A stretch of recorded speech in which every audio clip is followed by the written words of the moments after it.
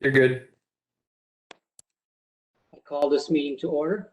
Confirmation of the agenda that the Council of the Township of North Huron hereby accepts the agenda for June 7th, 2021 council meeting as presented. Do I have a mover?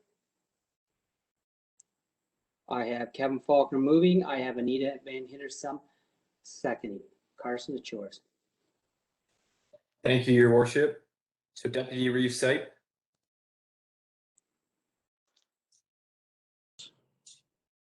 Councillor Faulkner. Yes. Councillor Heffer. Yes. Councillor Van Hindersum. Yes. Councillor Palmer. Yes. Councillor McBurney. Yes. And Reeve Bailey. Yes. So that motion carries 7-0. Number 3 would be disclosure of pecuniary interests. Go ahead, Deputy Reeve Sight. Yes, Reeve, thank you. I just want to let council be aware that I am going to declare a conflict of interest on the bills and accounts. Check number 504057 is made out to my wife Tiffany for reimbursement in her reimbursement for her ECE registration, but I'm going to declare a conflict and not vote on the bills and accounts for that reason, as she's my wife. Thank you very much. Public comments, opportunity for any member of the public to speak on any item of business that is on the agenda today. 2 minutes per person. And Carson, I can't see everyone, so I'll leave it in your hands. Yes, there are a number of members of the public, Your Worship. So if any member of the public wants to speak to any item of business on the agenda, you'll be able to unmute yourself at this time.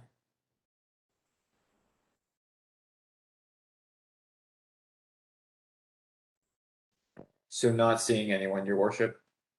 Thank you very kindly. Consent agenda that the Council of the Township of North Huron hereby adopts the consent items 5.1.1 to 5.1.2. And further, the Council of the Township of North Huron hereby receives consent items 5.1.3 to 5.3.10 for information. Do I have a mover? I have Paul Heffer moving. Do I have a seconder? I have Rick McBurney seconding. Is there anything on that agenda council would like to open up to the to talk about? Go ahead, Anita. Reeve Bailey, thank you very Yep. much. I have a couple of items. Point 1.5, the minutes from the Blight BIE meeting.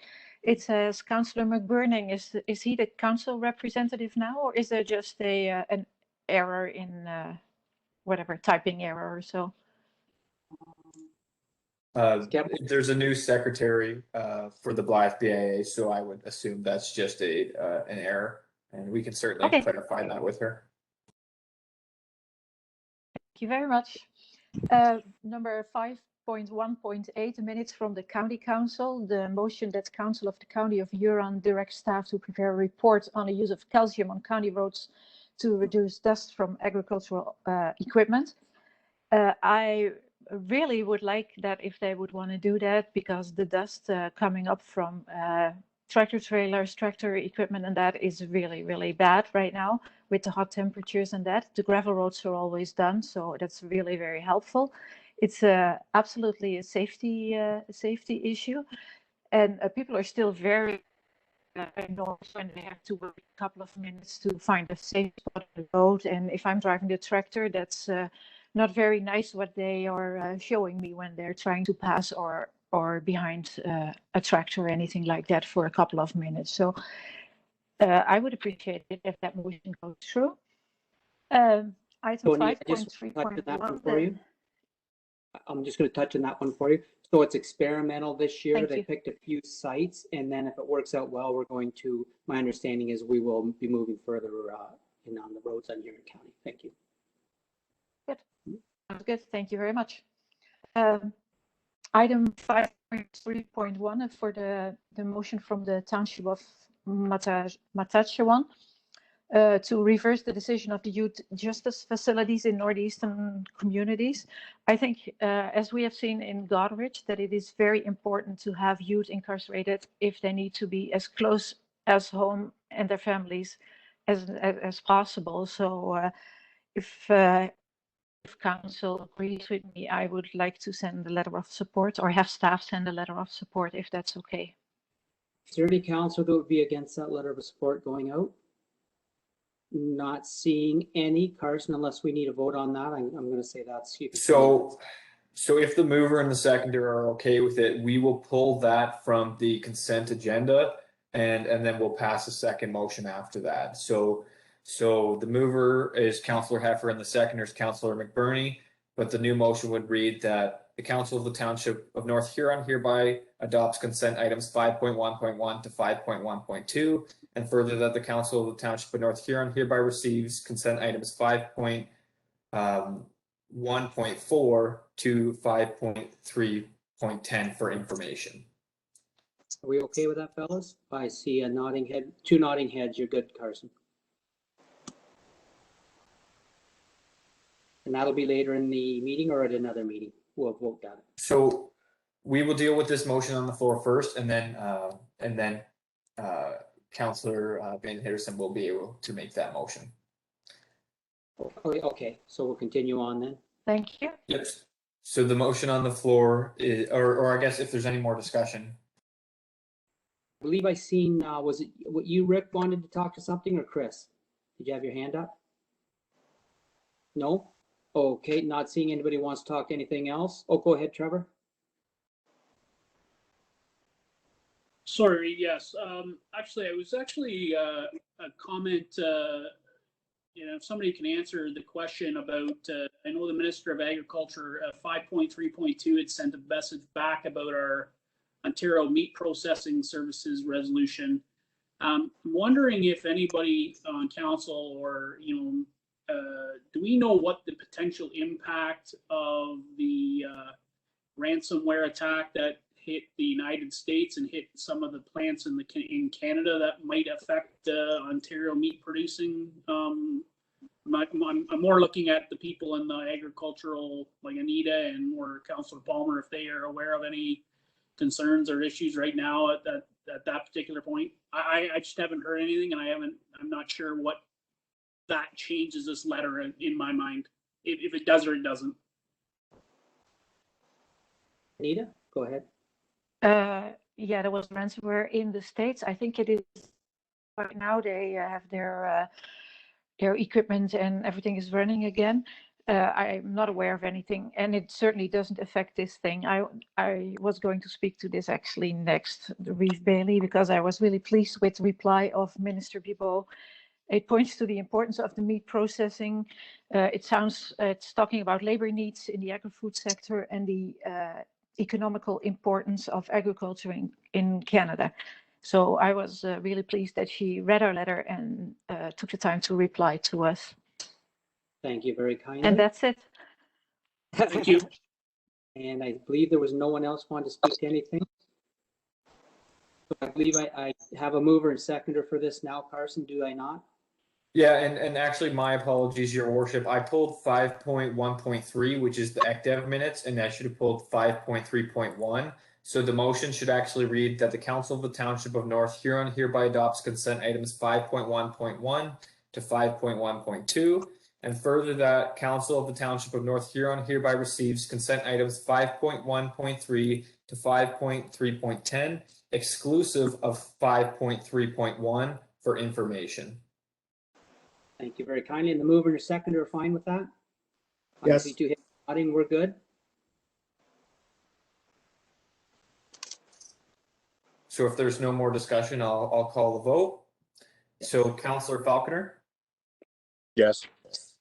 Councillor Heffer, Yes. Councillor Van Hitterson, Yes. Councillor Palmer, Yes.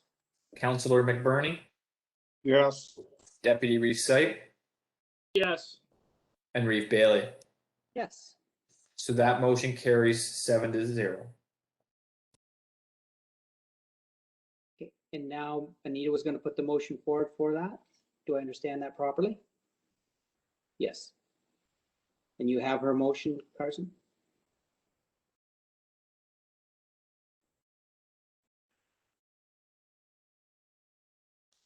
So I can have a draft one here, and Councillor Van Hitterson, feel free to make any changes that you see fit. but that the Council of the Township of North Huron hereby directs staff to send a letter of support to the Township of Manitowoc in regard to the resolution regarding the closure of youth justice facilities in northeastern communities. Anita, you're fine with that? Can you please repeat that, Carson? Does it say that support of their resolution or?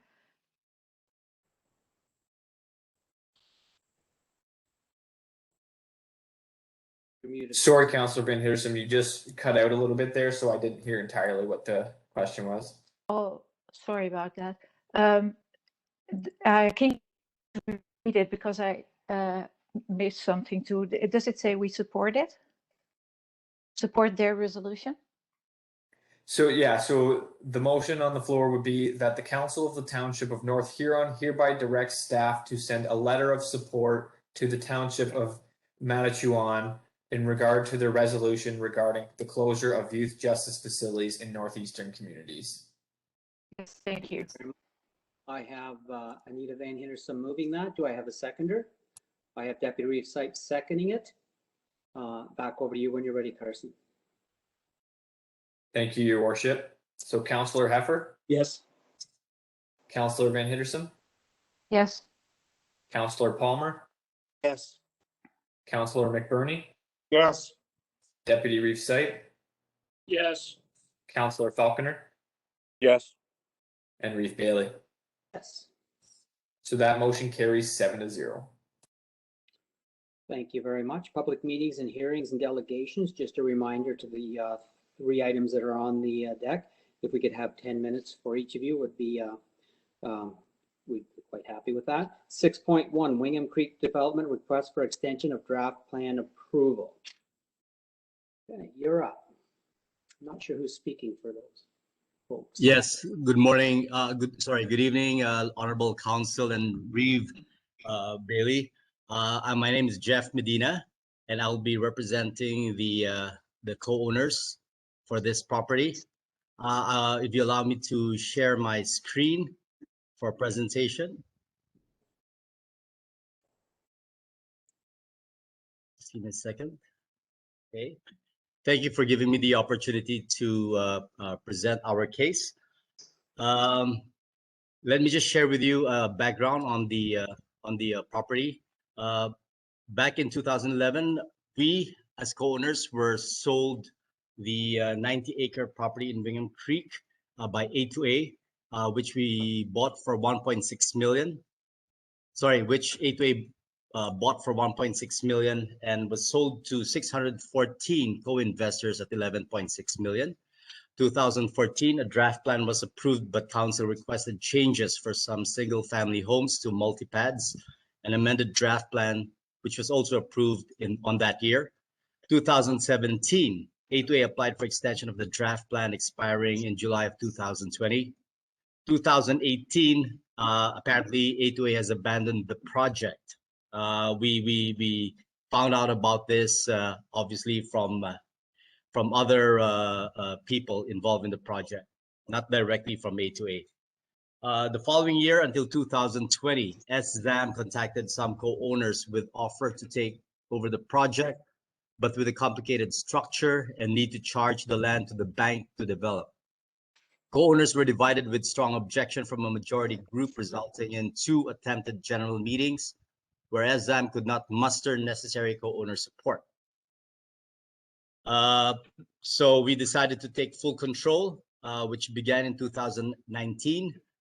September 19, 2020, we reached out to North Huron County. I believe I sent an email to get that contact established. September 30, the county provided specific procedures on how they will recognize only 1 authorized representative. I believe you all were exhausted dealing with so many people in this project. October 4th, we received a letter of intent from a developer here in Malaysia to purchase our land at current market value, which ultimately didn't go ahead due to the recent situation.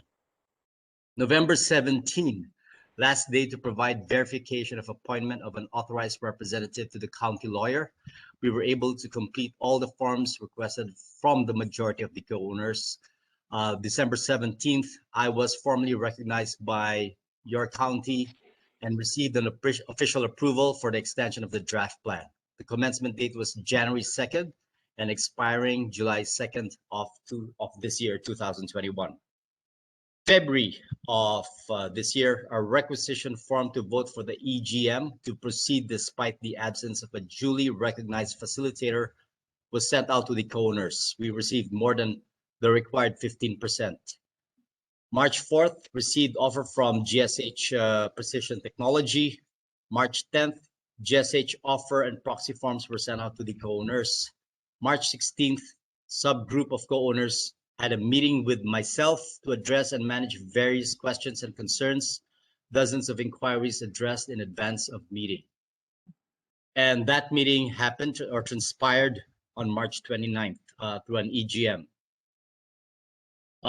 Just so for you to appreciate what we went through, we didn't have any database of the rest of the co-owners.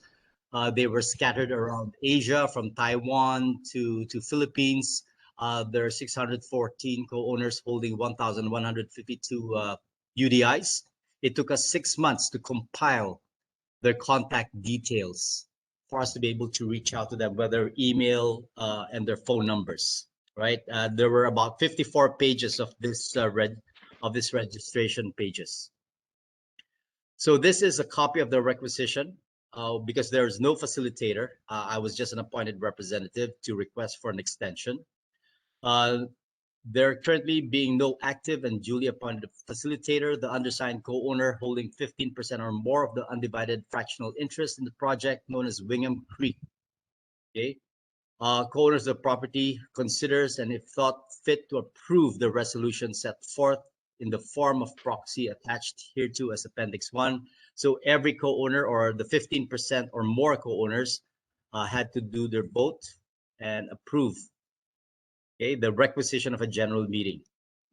This is a copy of the minutes. There are several pages, but this is the cover letter, which included my address.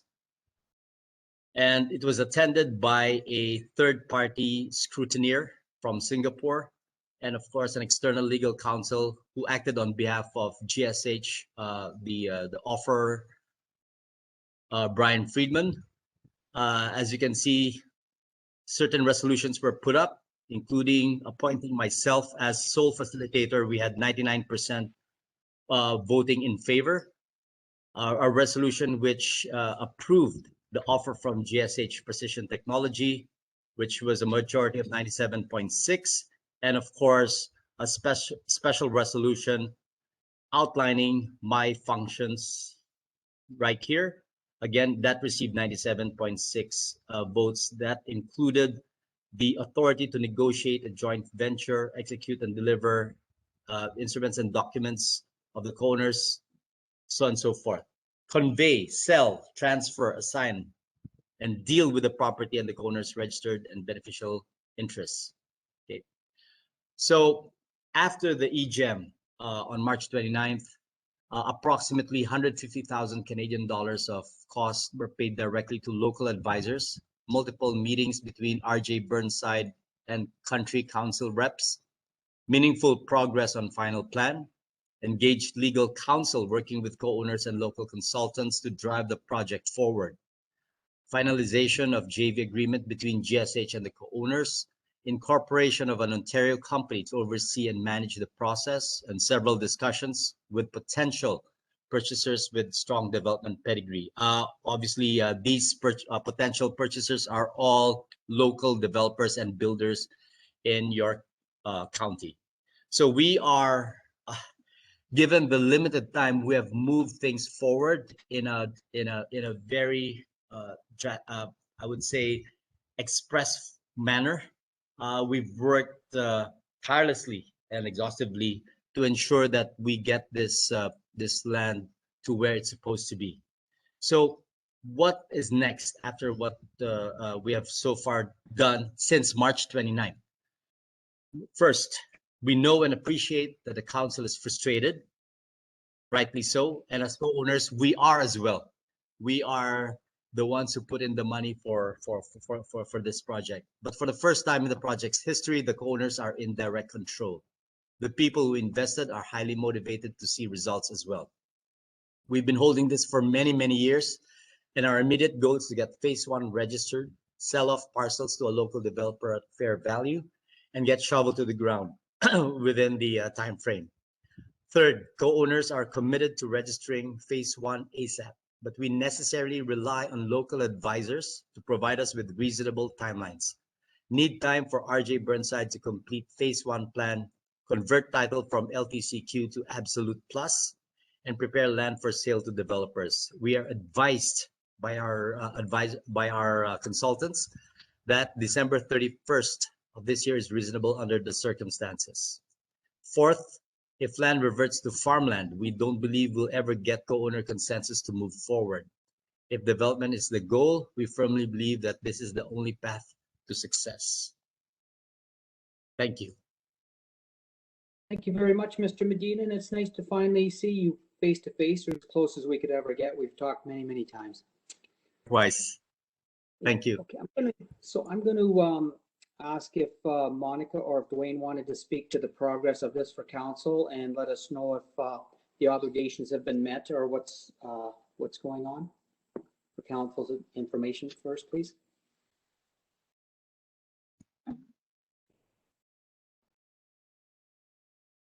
Dwayne, did you want to start? Monica may have left. I'm don't know here. if Monica's- I'm available if council has any questions. Okay, thank you. Thank you, Monica. Go ahead, Dwayne. No, I was just gonna say, so staff, county staff and township staff have been in discussions with Mr. Medina's solicitor, as well as the engineering firm that they're currently working with. Essentially, council previously considered the extension request for this development, and it has passed a motion not to support it.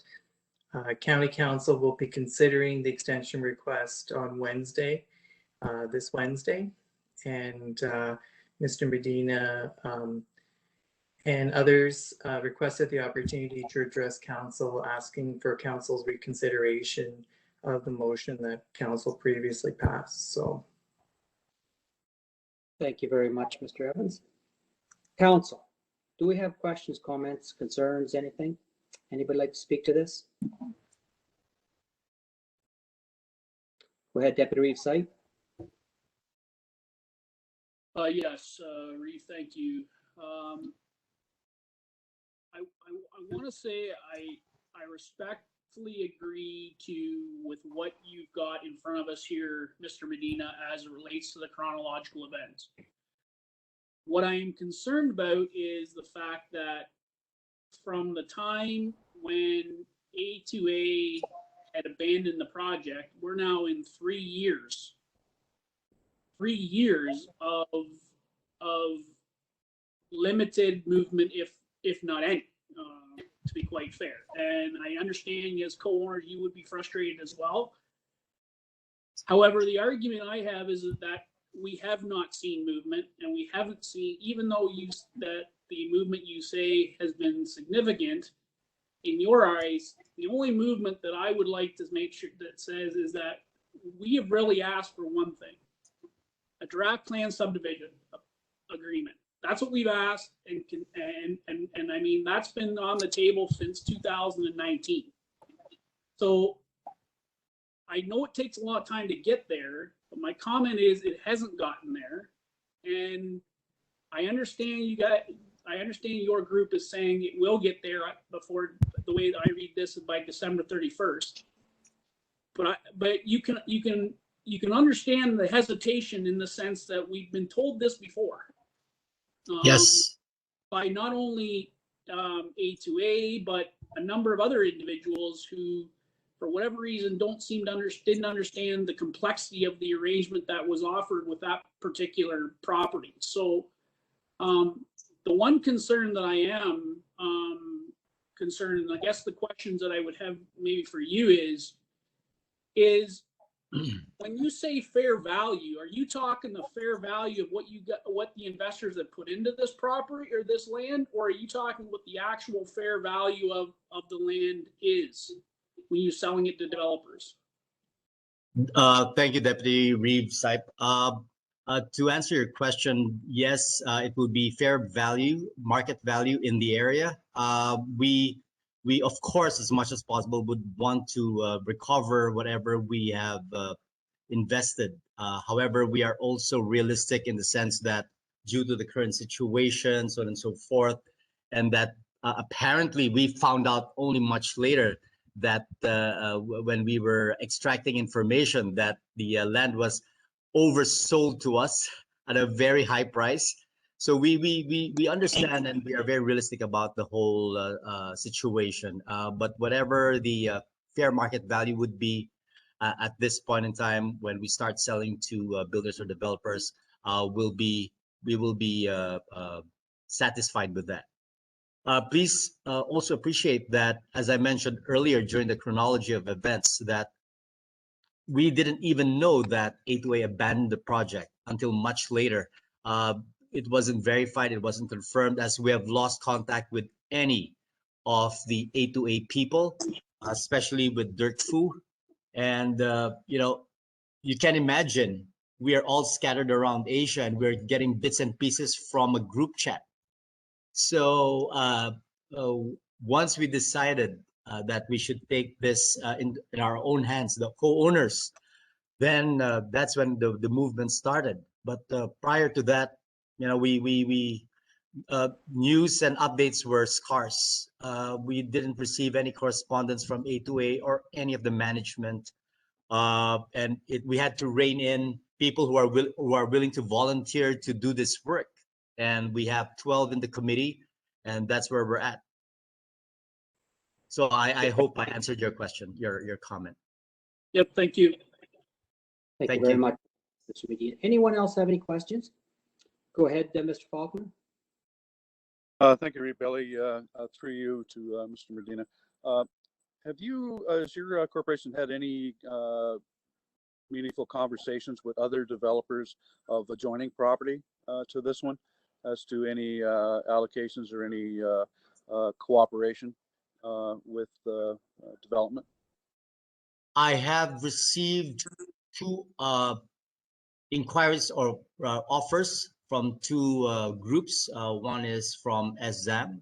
They came back with improved offer, and also from another builder. Apparently, they are quite prominent in the area, and that is still pending. Of course, whether we can get the extension or not. Okay, thank you. Thank you. Thank you. Anyone else?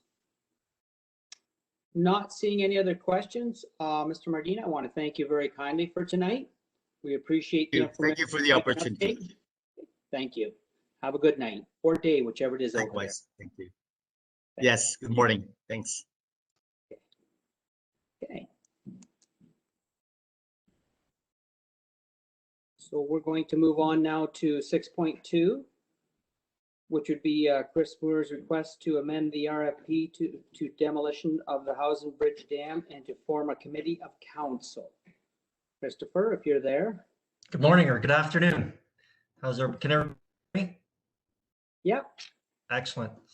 Okay, Carson, can you put the slide up? That would be awesome.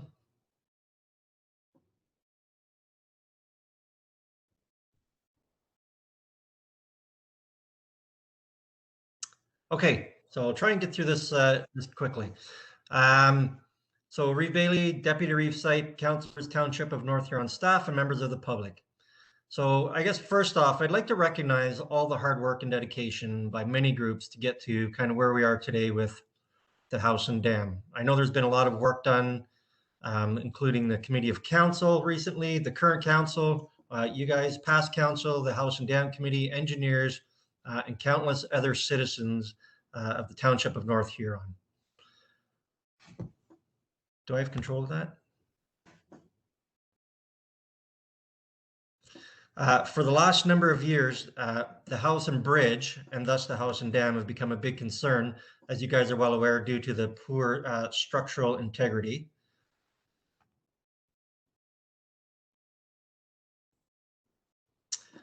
And as well, you guys are aware that Chant Company Incorporated inspected the bridge and dam and determined the bridge was not salvageable, which also affected the integrity of the dam as well. The Committee of Council did vote, I believe it was 4-3, to find a way to keep the pond. However, from the meeting on April 18th, there was a decision made, and now we must move forward.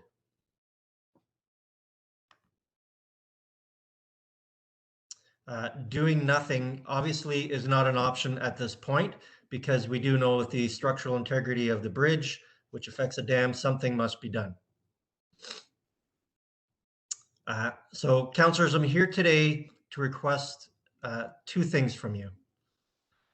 So firstly, I'd like to ask you as council to amend or create, whichever the proper wording is, to the request for proposal that is currently submitted to the Public Works. Its current proposal is to study the decommissioning of the dam. However, I'm requesting that it includes an option for a structure to be identified that would allow the water levels of the pond to be sustained in its current state or potentially higher. The second thing I would asking you guys is to allow a committee of council to be formed so their delegation can work with the council and the Township of North Huron staff, so we can look to fundraise and do a fundraising study to look at the capacity of fundraising in the community for a structure to maintain or enhance the pond water level.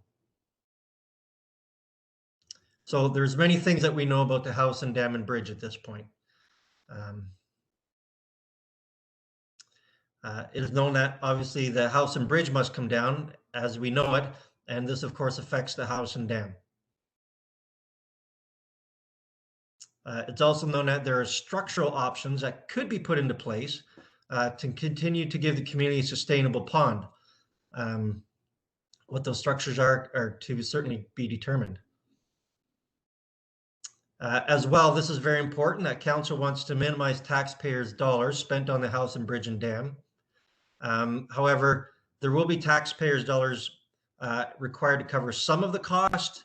All the cost of decommissioning a dam at this point, obviously, that is an unknown factor. And lastly, we also know this, that a structure will likely cost between $3 to $6 million, which we're looking for to be covered by fundraising. Fundraising for a structure, I think, is the only option to maintain the pond. So as a committee, we're here to fundraise for means to an end, which is to fundraise for a structure to preserve the pond.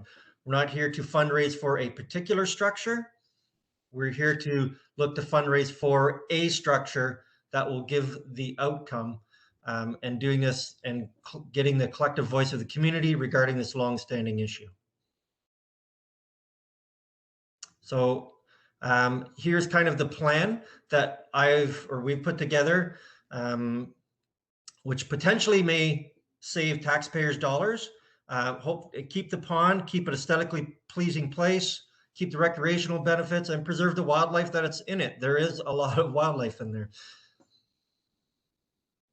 So step one, we're asking to amend or change the RFP to include an engineering study to look at options that will allow a structure to keep the water level of the pond in its current state or higher.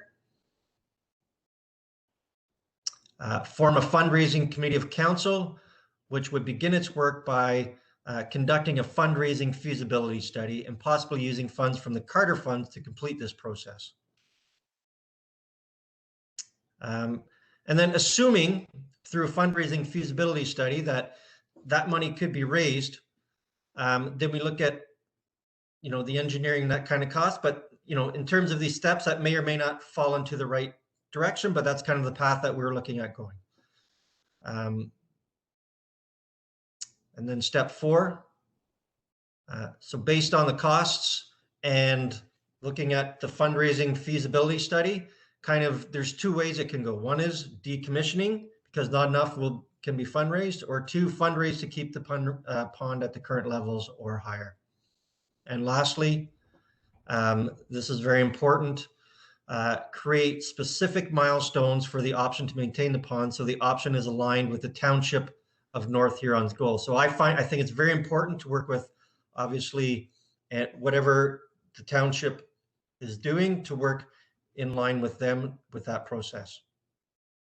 I created a little roadmap to kind of show basically what I just talked about. The big component here is, as you can see on there, there's a couple off ramps, which if the feasibility doesn't come back positive, then look to decommissioning. Looking at is the fundraising on track, and then you move off. But our goal is to stay on that path until the pond is preserved.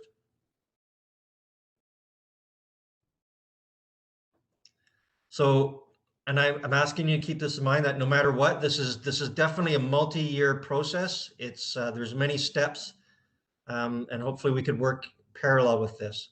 The next slide will show you, which I found from the decommissioning and removal section from Ontario. As you can see, it's an extensive process in terms of decommissioning a dam.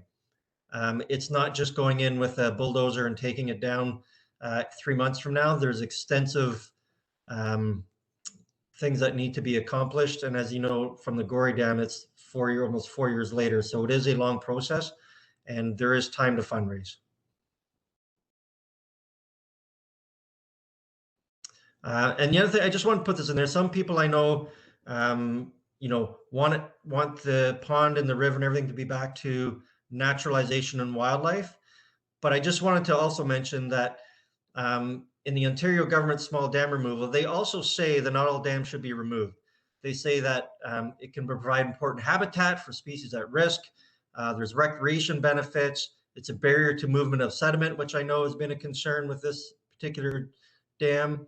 So there's many different reasons here, looking at everything collectively as to why the pond can stay here, and we can look at doing this. And I just want to summarize this page. So there's many benefits to this, many benefits to the pond. People visit here, there's fishing, kayaking, canoeing, wildlife, and a place where people find peace and tranquility. This study I found looked at the peace and tranquility component in terms of mental health, which is a big component of our lives these days. And the findings came that blue space is particularly beneficial for mental health, well-being, and promoting physical exercise. So I think that is a huge benefit when we think about where we are today and the importance of mental health down the road. We have a plan, a roadmap. We're going to look to fundraise, hopefully eliminate the decommissioning costs. But here's what's important. I believe the choice that we're making today is going to affect generations. It's going to allow us to explore the options and all the options, and it'll determine, in my mind, maybe if not all the options explored, that the town could be left with some kind of scar. But if you at least allow the fundraising community to and explore all the options, at least we've exhausted them. And I think it's a place where your parents, your grandparents, and your great-grandparents have benefited from. So I just put together a quick video to kind of show you kind of the benefits of the pond.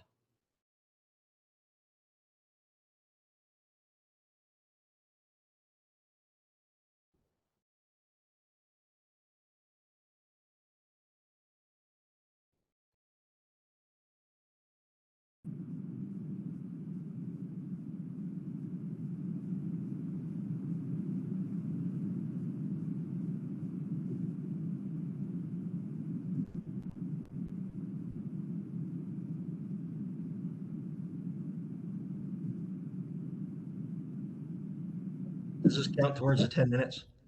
It's there somewhere. We see the circle going around. Carson's working on it. I'm just kidding. Yeah, no, and I'm not sure why it won't load, so I'll try another way here. for another shot. I want to say a big thank you for the volunteers. North Huron is so lucky to have so many volunteers. Starting even when Blythe, the First World War, there's a bunch of ladies in Blythe said they were going to build that memorial hall, and they did. There's people came before us for the theater here just a little while ago and said they were going to do a fantastic thing, and they did. Here in North Huron, above the council chambers, volunteers came forward. Paul, you could speak to this when you were there. You were one of the volunteers that rebuilt the theater, the washroom downstairs and everything. Here we go. I filled in the time. There is a river in this heart of hearts with a knowingness of my highest good. I am willing, I will do my part where the river will never run dry. Hallelujah. I'm gonna let myself be lifted. I'm gonna let myself be lifted. I'm gonna let myself be lifted. By and by, I will lay my troubles down by the water where the river will never run dry. Where the river will never run dry. This river will never run dry.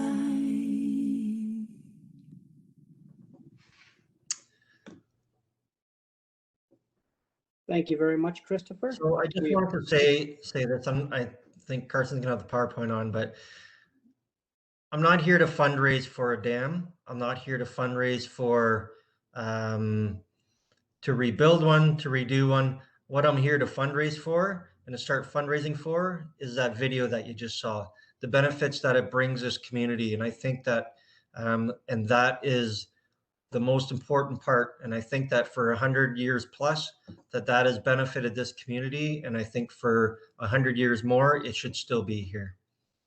And I know I got just one more quick slide. So once again, I'm just asking you guys to please consider amending or creating an RFP to look at another structure to maintain the pond, okay? And secondly, approve a fundraising committee to start looking at what the community is able to fundraise for.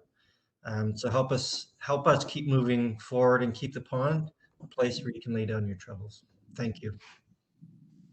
Thank you very much, Mr. Moore. Okay, I'm going to open it up to council. Questions, comments, concerns? Go ahead, Deputy Reefside. Yeah, Reeve, just a question, Chris, as it relates to your roadmap. When you talk about the offshoots where it talks about decommissioning, you're talking about naturalization. Is that correct? Just want to make sure I'm clear when you talk about decommissioning. You're really talking about decommissioning is happening either way. Right. So decommissioning and looking into naturalization would be the off ramp. Yes. Okay, I just want to make sure that was clear, because that's exactly what I thought it was, but I wanted to make sure I wasn't the only one thinking that. Yeah. So thank you. Anyone else? Go ahead, Christopher. Yeah, thank you, Reeve. To you, Chris. We had a nice, frank discussion last night, and it was good. But as I mentioned, then this was part of the committee's decision to present to us. Like what you're presenting is sort of a mirror image of what they were wanting, and we moved to decommission and then allow staff to decide or present to us the best way forward. And I personally, I want to wait for Jamie's report You know, if she says that, oh, geez, a weir would work, okay, we look at that. If a rock ramp works, you know, it's keeping, the rock ramp is probably the closest way of keeping it naturalized. Actually, I'm pretty close to being in favor of a rock ramp. I've been looking at them, and they look pretty good. I do have a question for Jamie. I'm going to switch, Chris. I need an answer from Jamie. Are you there? Yeah, it's through Reeve Bailey to Councillor Palmer. Yeah, I was wondering, what's the maintenance on a rock ramp? Is there much? Does ice flow change it, affect it? Through Reeve Bailey to Councillor Palmer. No, there is some maintenance, just like it would be similar to what occurs at the house and dam now. Like if a large tree was to wash up with debris or whatnot, you could pull it away from there. Or ice. No, usually you just leave it alone. There's not too much maintenance that you need to do to it. Thank you, But Jamie. unless there's a large tree or something. Yeah, that'd be expected. Thank you very much. That's it for now, Reeve. Any other? Go ahead, Deputy Reeve Site. Question through you, Reeve, to the Director of Public Works, Jamie. Jamie, can you confirm to me the RFP that is going to be issued provides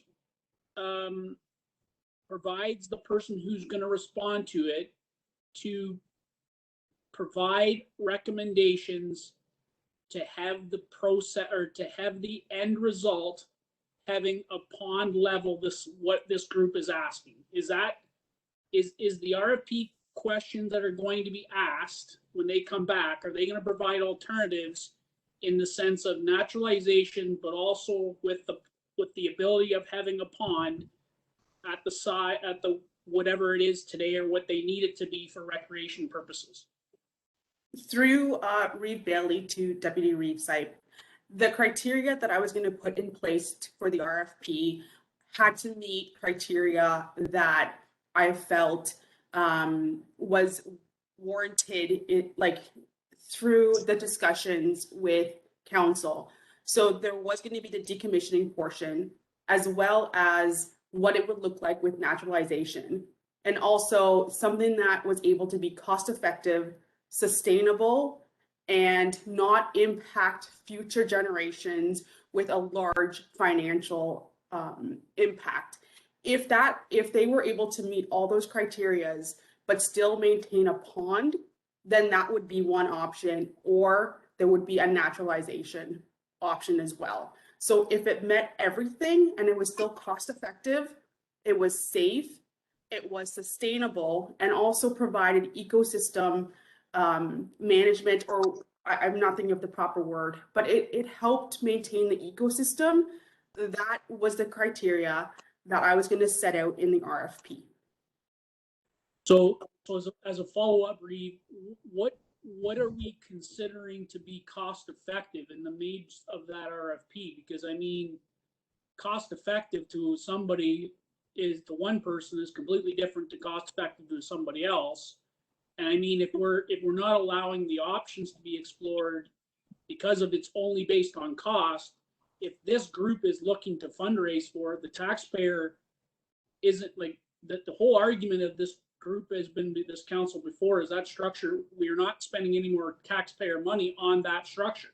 So I mean, if we've got a group that's willing to fundraise for it, all this group is really asking for is to make sure that all the options are available. But I don't know what we're talking about, the criteria of cost effective is. I just don't understand what that criteria is going to be in the RFP. Jamie, I'm just going to speak up here for a second. So Jamie, could you modify that to, as Deputy Wright was saying, that, here's the cheapest thing and here's the next thing, and put it as part of the RFP, and then this group could look at both. I don't think anybody's looking for a walking bridge, a driving bridge. The main focus is on keeping the pond level high for whether it be mental stability or just physical enjoyment. Can we do that, Jamie? Through Reeve, to Reeve Bailey, I guess cost effective not only would mean something that doesn't cost $6 million to install, but also something that your great grandchildren won't need to be concerned over, just like we're concerned over what's occurring now. So it's not only to maintain, not only by cost effective, I could put criteria, further definition and criteria into it, but that's usually left to the consultant or the engineer to say, this is what we believe, looking at all of our past experience and our knowledge, this is what we're able to provide you. And then discussions with staff, with council proceeds, and then we fine tune what's going to happen. When it comes to something that's larger and encompasses that big of a river, the Maitland is large, and it's not just the south structure, but the north structure as well, which hasn't been looked at in depth. There are other aspects of this structure that work in combination with the south structure. So in order for me to provide as much information, but still not limit what the consultants will do, I can't, I'm trying to find the correct words to say, but I can't specify certain things because they can do whatever we ask them to do. But then if there's any alternative, it may not work.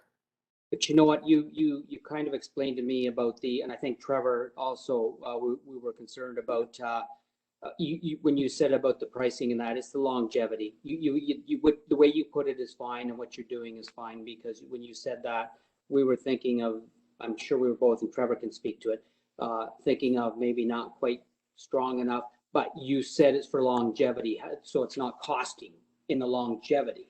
So go ahead, Kevin. Thank you, through you, Reeve. I just want to make just one comment that of caution, of not putting hanging your hat on another portion of an engineering document. We've had 4 other documents that were produced, and everyone hangs off a little piece of each one of them. Or with this one, like, I don't want to see us go backwards in time, because we made great progress to this point. The structure itself is quite expensive, and to fundraise that much with only 10,000 people in our jurisdiction, I mean, even if everybody gave $1,000, it's still only going to get us up to $1 million. So it's just it was a part of the project or part of the structural integrity of it, that they threw in you could put concrete on both sides of it and do this and do that, was not engineered, was not an in-depth report. It's just something they threw on the end of it again, as they do and I just don't want to see us hang our hat on just that portion of it, because it was very vague and very non-engineered. And here we go. You're going to spend more money on another engineer. And I believe, thank you very much, Mr. Faulkner. And I believe Jen answered those questions, and she'll be bringing more information forward. I think we're on the right path here. Go ahead, Deputy Reeve Site. You know, I want to just make a comment. We're not going down that say, like Councilor Faulkner, I can rest assured you that structure is going. We are not hanging our hat. Nobody should be hanging their hat on any engineering. What is being asked is, does the RFP process today, when it comes back to council, does it provide the opportunity to have the pond? And if it does, I think what this community group is saying is, then let's make sure that's in the discussion.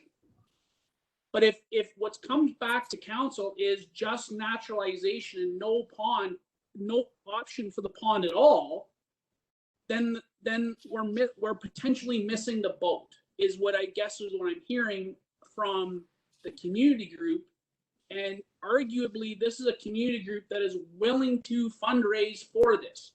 Council is not putting any more money into this structure or any other things. So that's why I want to be clear about this is a fundraising effort. But that my questions to Jamie were specifically on what's going to come back to council. If they ask, if we come back to council and it provides us with that potential option of naturalization or the structure that says, here, this will maintain a pond, then council has an option to decide, do we want to successfully go with the community group's plan, or do we just want to go on our own and naturalize it?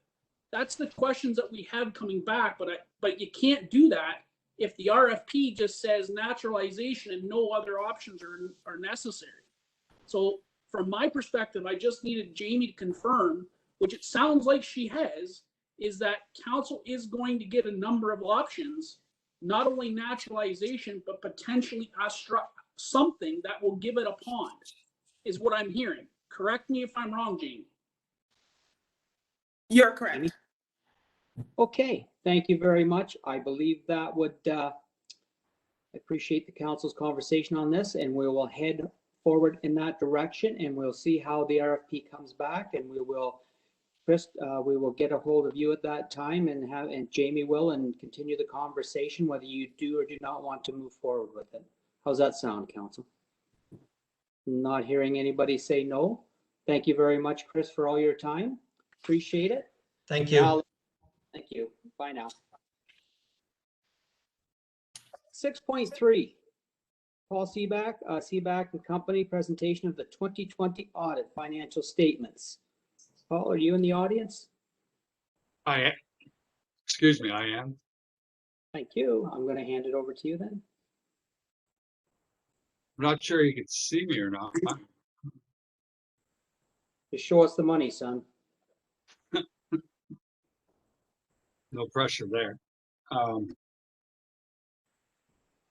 Sorry, Paul, it's Donna. Just before you start, I've put my screen up. Carson, I can't tell from here though which report is up first. Can you see it there, Carson?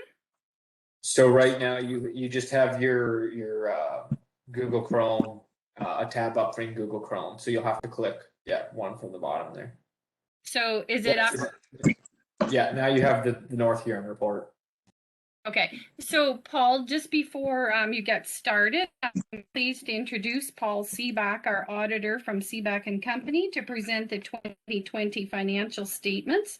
And so Paul is going to start with the first one is this report to council, which is up on your screen. And then Paul will go briefly through the North Huron financial statements, Wingham BIA, and then followed by the Blythe BIA.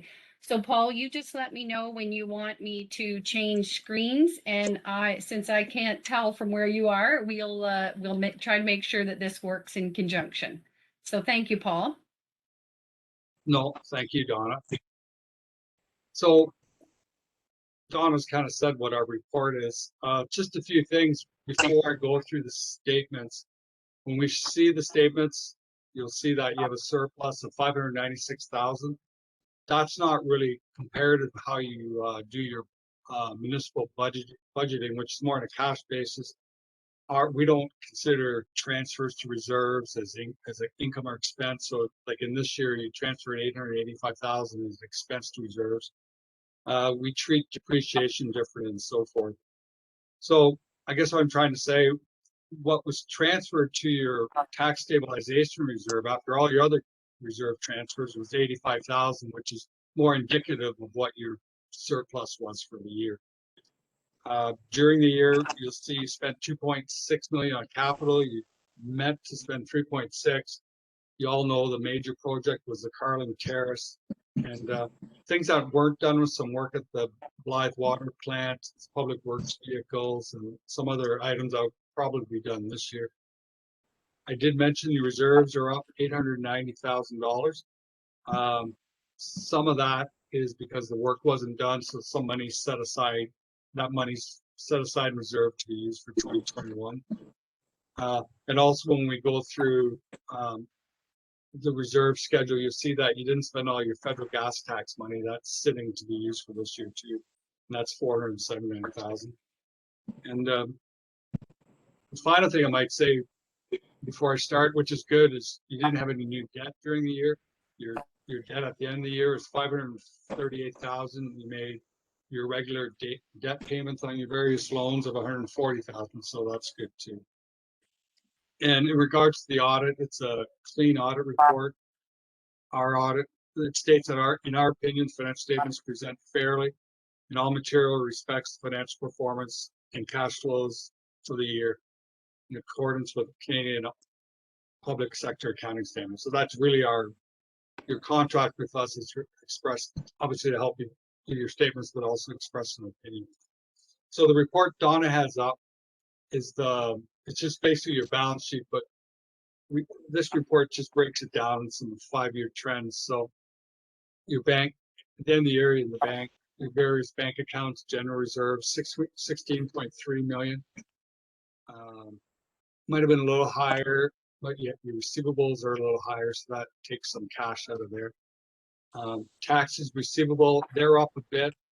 Management is well aware of why they're up, and they're working on that. So that's good.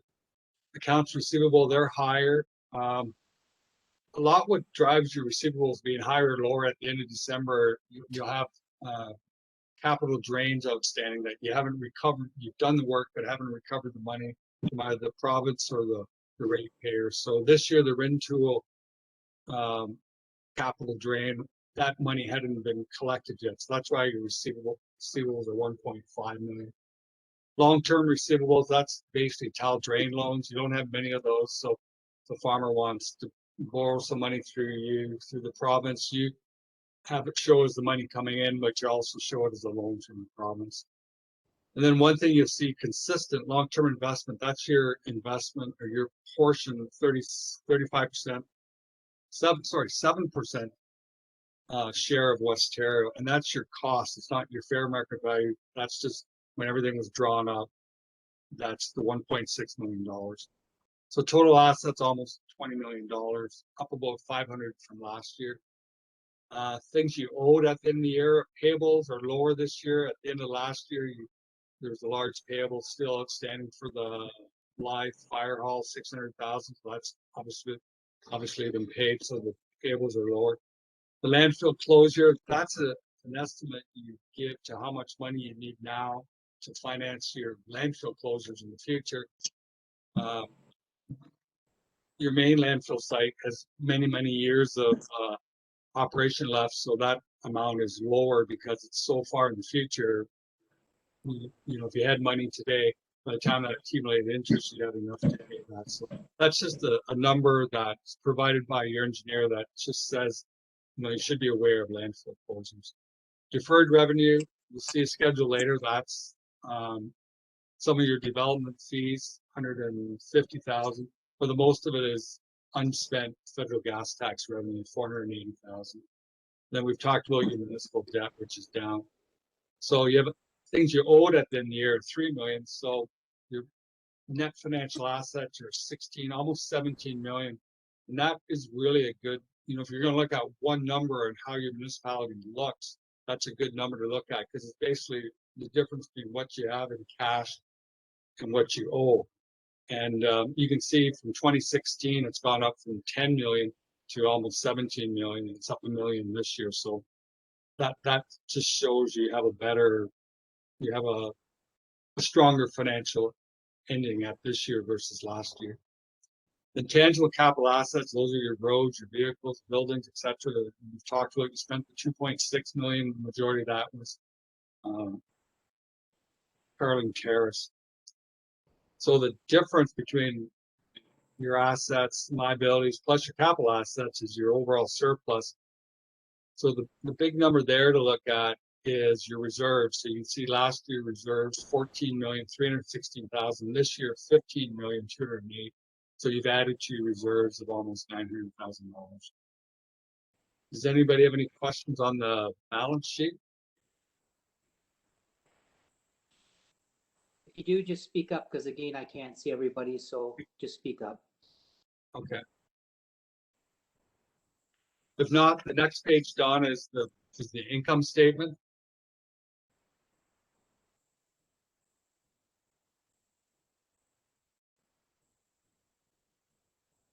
Wait for Donna to put that up.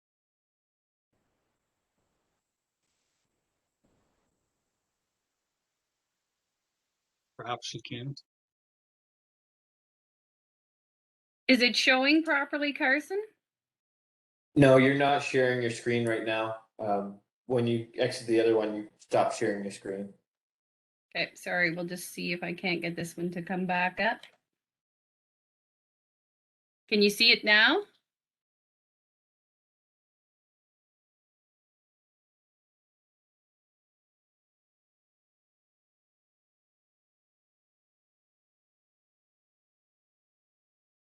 Sorry, it won't come back up for me. Well, we can move on. So in this report, it's basically your income statement. And this is kind of, in this statement, we'll kind of see the effects of COVID on the year on your municipality. Basically lower, you got some extra funding from the province, and you know, your recreation revenue is lower because of course the arena was closed for a bit. And also daycare was lower. So it'd be the next page, Donna. Yes, I'm sorry. I don't know why it won't come up for me. It's on my screen fine, but it just won't share properly. No, that's fine. But just highlighting the difference in the revenue, the taxation, basically the same. Some large municipalities, you know, had issues with collectability because of COVID. Your municipality not so much. That's good. Your UMF grant, basically the same as budgeted, a little lower than last year, but still sizable, 1.3 million. Gas tax, you didn't spend all of it, but you spent 350,000. You spent the remainder last year. You had quite a large modernization grant. You spent the remainder of that this year, 66,000. The Safe Restart funding, 166,000. That was funding from the province for COVID. And then, you know, your county fee subsidies are a little higher because you got reimbursed for your childcare. And then we look at the user fees. Of course, water and sewer are similar. Things that got hit because of COVID are the recreation down 846 to 400,000. Childcare was down also. But, you know, despite those numbers being down, you know, considering the extra funding you received, plus, you know, just cutting the expenses, you were able to, you know, come away from that still with a surplus. So total revenue, $13.4 million, a little lower than budgeted. There is a number you see a gain, a loss of 692,000. That's kind of on Carling Terrace, a lot of assets that you disposed of. So basically they had a value. It's more of a value. You didn't really lose that money. It's just that comes off your capital assets replaced with the new capital assets. And then the various expenses, you know, we start looking at lower, recreation's lower, childcare is lower, and all that was because of COVID and just lack of activity. So when you come back, total expenses 14 million, lower than last year because of the last year you were able to transfer 2.2 million reserves. This year only 885,000. But as you can see, compared to what was budgeted, you were supposed to take 800 out, but you actually put 800 in. And we work all that back. We come back to the surplus of 596,000. Does anybody have any questions on the operating revenue and expenses? So to interrupt there, Carson, can you see my screen now? It looks like you might have it on split screen for some reason because it's only appearing on half of the page. Okay, but you can see it though? It's pretty tiny. There you go. How about that? Okay, thank you. So what Donna's showing now is the consolidated statement of operations. So what we've done with the other schedule, expanded that. So the items so it basically repeats. So the items I would stress on the notes, if you go down, Donna, to page 5 of the notes.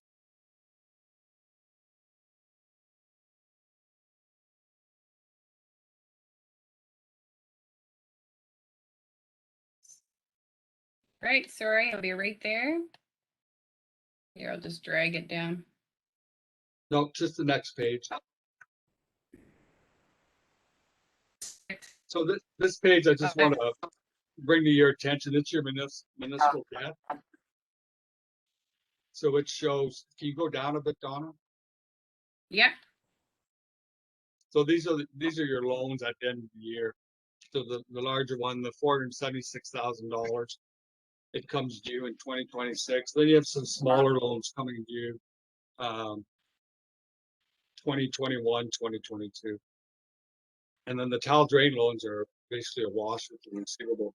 So this is just trying to show that, you know, you haven't got any new debt. The debt you have is manageable, and the ministry does a calculation of your debt, and you're well within your debt limits there.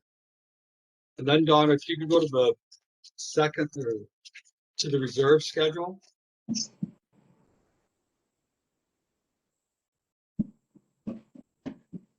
Oh. Do you have the page number, Paul, here? It'll be the one next one. So this Not the- schedule is your reserves, and we have, you know, gone a few times saying, you know, it's great, your reserves are higher, but just to note, you see environmental services, that's your water and sewer. Of the 15.1 million, 8.2 million is earmarked for water and sewer projects. So, you know, you are in a better reserve situation, but, you know, a little over half of that is for water and sewer. And then deferred revenue, you see development charges, that's money that's charged when you do projects and lots, et cetera. So that's added 47,000 to 152. And then the large one there is the federal gas tax, which is basically gas. You get gas tax every year, but you don't have to spend it for 2 years. So that's money that you just haven't spent yet and will probably in this year's budget. So those are the audited general statements. In regards to the BIA, the Wingham BIA, they ended up with a surplus of 20,000, 13,000 that they put into reserve. So when you look at their balance sheet, they have $49,000 at the bank, which is higher from last year and higher receivables. So that's just where all their surplus ended up. So they're in a better position there. And then as far as your activities, you know, a very trying year for businesses, etc. So they did they did do the back in business promotion. So that's why the promotions are 14,000 this year versus 6,000 last year. That project was $10,000 that they collected. Yeah, we just want to go to the second last page, Donna. Yes, there. So there you see the promotion revenue. They collected monies for the back end business, 10,000, and then 4,000 was spent on the Christmas promotion. And then as far as advertising promotion, a lot of that is also the 18,000 was spent on the back in business promotion. And I'm sure they had some other projects they didn't get to, and that's why they have the $20,000 surplus. And then for Blythe, the Blythe BIA, they actually spent all the money they raised. The big project with the Blythe BIA was street signs of $5,400. And also they had a promotion, hometown holiday weekend. So they ended up with a small deficit of $34, but at the end of the year, they still had, you know, $6,400 in the bank. So what I would say in closing is, you know, we talked about your net financial position being almost $16 million, up $1 million. I think that just shows that you ended up the year stronger. Part of that was you had a small surplus. Part of that is you didn't get all your projects done, so that money was still sitting in reserves. Does anyone have any questions on any of the financial statements? Again, councilors, just speak up because again, the screen is being shared. Reeve. Go ahead, Deputy Reeve Site. Deputy Reeve here, through you, Reeve. I know you had mentioned, Paul, that, you know, amortization and that stuff doesn't really take into consideration as they're not cash related expenses. But could you or Donna explain to me why our the comment or the line that says add amortization and write downs is exactly what we budgeted, even though our capital expenditures were lower? That it, in my accounting world, that doesn't make sense to me. Like, why would our amortization be identical to what we budgeted if our capital expenditures were lower? So that's something we do for our report.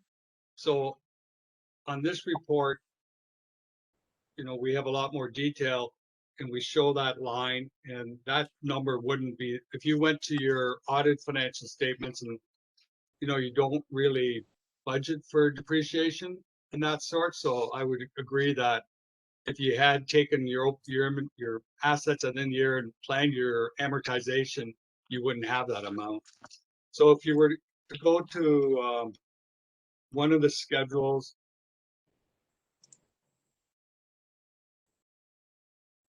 Do you want one of the TCA schedules, Paul? well, if you went to the schedule, consolidated statement of changes in net financial assets, there is a schedule there. It says it's amortization, tangible capital assets is 2.2 million.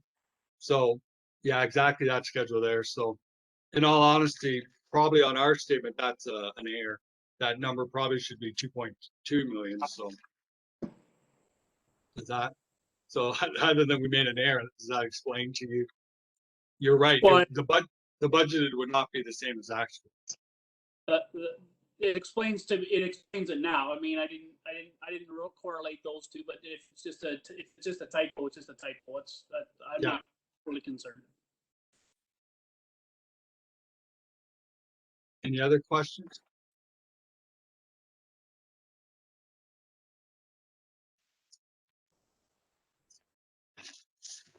Well, if there's no questions for Paul, I want to thank you, Paul, for taking the time to update us on this. Now I can see everybody. So is there any questions for Paul, or we're good with the statements that he provided? And I would say we're good with the statements he provided, unless Dwayne or Donna wanted to add anything to it. I want to thank you for coming out tonight and giving this report. No, thank you very much. Okay, we're going to move on to 7.1.1, and this will be the consent application for Schindler. I believe Monica was going to speak to this, but Monica, I believe, left. Carson, can you help me with that? I'm back. She's back, Your Worship. Okay. PL 2021-19 consent application, Schindler. Take it away, Monica.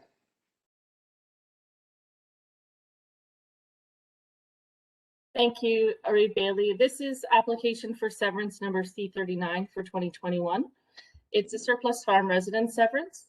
It's got a couple little differences with it, which I will mention in my presentation. The location of the property is the west part of lot 32, concession 8 in East Wawanosh. The street address or 911 address is 38929 Belgrave Road. The owner of the property is Lucas Schilder, and I believe Mr. Schilder is on the call tonight. He was planning on joining us. This is a view of the subject lands. As you can see, it is a long 100. So the front of the property is on Belgrave Road. The retained lands will have access from Belgrave Road, and there is actually more than one field entrance there for the retained lands. But I spoke to the Huron County Highways Department, and they have no concerns with the existing field entrance. The area outlined in blue on this slide is the area of the proposed severance. And the area of the proposed severance includes approximately 7 acres altogether. Approximately 4 acres of that is a field that has been planted in crocuses, and the crocus bulbs are cultivated for sale. And they have a very prominent look to them, and one of the features of them is that they bloom in the fall with a purple flower. The applicant who is applying for this severance as a surplus farm resident severance isn't interested himself in continuing the crocus bulb business, but he does have a future purchaser in mind for the severed property, which includes a house and a barn. And that family has said that they're interested in keeping the crocus business going. So ordinarily, we would not recommend that active farmland be included with a surplus farm resident severance. But in this case, the planning department is prepared to support the proposed severance, including the crocus field. As you can see, it squares off the severance nicely with the corner. So there may be other reasons why this is an advantage. The retained lands still have plenty of access to Belgrave Road, so that isn't a concern. So in reviewing this application for a surplus farm resident severance, there were no objections from neighbors. The Public Works Manager had provided comments requiring that an entrance permit to be provided, but Belgrave Road is a county road, so that approval would come from Huron County. And that they have indicated that they have no concerns. The chief building official provided comments stating that the proposed lot area for the severance is sufficient. They're recommending a pump out and inspection of the existing septic system if the septic system is proposed to remain. There were some comments that the family that is taking over the property, being an Amish family, may not need the septic system. If so, the septic system may be removed, but it has to be properly decommissioned. If a septic system is to remain, the area of the severance should ensure that the septic system weeping bed is at least 10 feet away from the new lot line. This is just a photo of the subject property from the road. This is the main driveway heading back to the house and barn. The crocus field that I mentioned is on the left-hand side of this screen. You can't really see it right now because it's not doing its thing at this time. So in reviewing this application for consent, it is recommended that consent application C39 for 2021 be recommended for approval as it was applied for, with the conditions as recommended. And those would be my comments for now, but I'm available if there's any questions. Thank you, Monica. Can I get a mover and a seconder? And then we'll open it up for conversation. Chris Palmer moves, Paul Heffer seconds. Okay, we're gonna open it up for conversation now. Any conversation? Not seeing any. Carson, I'm gonna, sorry, but go ahead, Deputy Reefside. You had mentioned, Monica, that in normal situation, that field would not be considered a recommendation to be included in the severed lands. What happens if we sever this piece of property and in 5 years they don't, the buyer doesn't want to do crocus field? That, like, what is that? Like, what does that become then? Like, I mean, what's the risk to the North Hurons severance discussion if we're going to allow that particular field the way it is, and then all of a sudden the new buyer doesn't want to use it as a crocus field or whatever the case may be? What I'm assuming it just stay as this open property, right? Like, is that what I'm hearing? Yeah, the family that would be purchasing the property would ultimately have the final decision on whether they continue the crocus business or not. But what was made clear to me from the applicant is that he's purchased these lands for more conventional crops, and if he was to be required to keep that with his retained land, he's not interested in continuing the crocus business. So this tourist attraction for the area that's sentimental to many people in order for that to continue, the proposal is to keep that with the severed lands. But that wasn't the only consideration that the planning department gave to our recommendation. As I mentioned, it is convenient because it squares off the lot. And so in this situation, the planning department is prepared to recommend in favor of the severance, and that extra land would be for the use of the severed property. Okay, thank you. Anyone else? Questions, comments, concerns? Go ahead, Kevin. Thank you. Through you, Reeve, to Monica. That larger severance, tell me how that's different from a keyhole kind of a severance for a farm building. Now, since there's a barn going with it, is there a limit on livestock, or what are the limitations that this severance will provide that a keyhole one doesn't?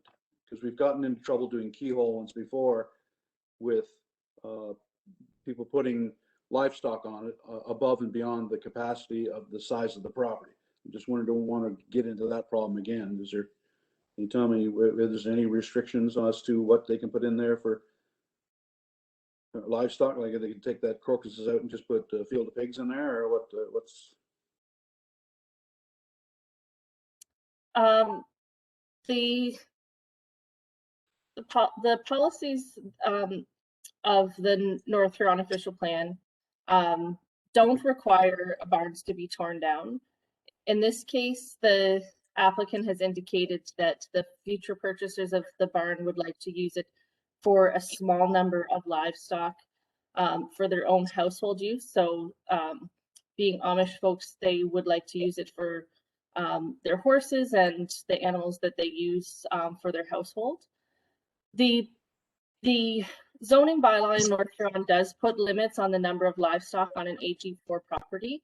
However, those laws have been shown to no longer be operable because they deal with the same subject matter at the provincial level, and the provincial level has jurisdiction over those matters. So the provisions of the local zoning bylaw cannot restrict the number of livestock. So when applications like this are considered, we have to look at what is being proposed by the applicant and what they say that they want to use the building for. And in this case, we have been told that they'd like to use it for a small number of livestock for the household. Having said that, if things change for that family and they wished to use it for more livestock and they were able to do that in the existing barn without building permits, then there aren't restrictions that would be able to allow the municipality, the township, to stop them from using that barn for livestock. Chris? Thank you, Reeve.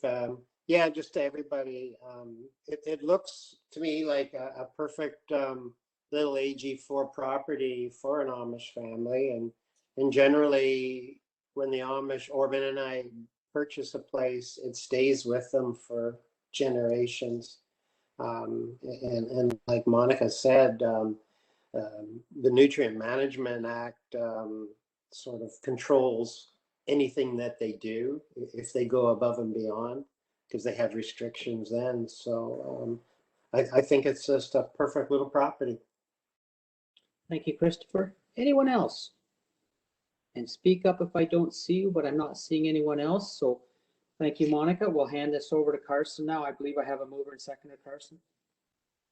Thank you, Your Worship. So the motion on the floor is that the Council of the Township of North Huron hereby recommend approval of the consent application file number C3921, owner applicant Lucas C.A.J. Schilder, property description west part of lot 32, concession 8, East Wawanosh Ward, Township of North Huron, 38929 Belgrave Road, with the conditions set out in the Huron County Planning and Development Report presented by Monica Walker-Bolton at the June 7th, 2021 council meeting.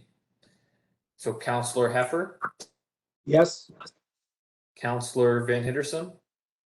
Yes. Councillor Palmer, Yes. Councillor McBurney, Yes. Deputy Reeve Sight, Yes. Councillor Falconer, Yes. and Reeve Bailey. Yes. So that motion carries 7-0. Thank you, Carson. 7.1.2 would be the telephone and internet voting service provider for the 2022 election. Do I have a mover? I have Kevin Faulkner moving. I have Paul Heffer seconding. And again, I'm going to hand it over to you, Carson. Thank you, Your Worship. So this report is pretty straightforward. As council will remember, a motion was adopted in early 2021 authorizing the use of telephone and internet voting and for North Huron staff to participate in the county-wide elections working group. Ultimately, the bylaw came back to authorize telephone and internet voting for the 2022 election, and that was carried on March 1st. And then, so as part of that motion, the Huron County Elections Working Group worked together and we issued the RFP for a telephone and internet voting system for the 2022 election.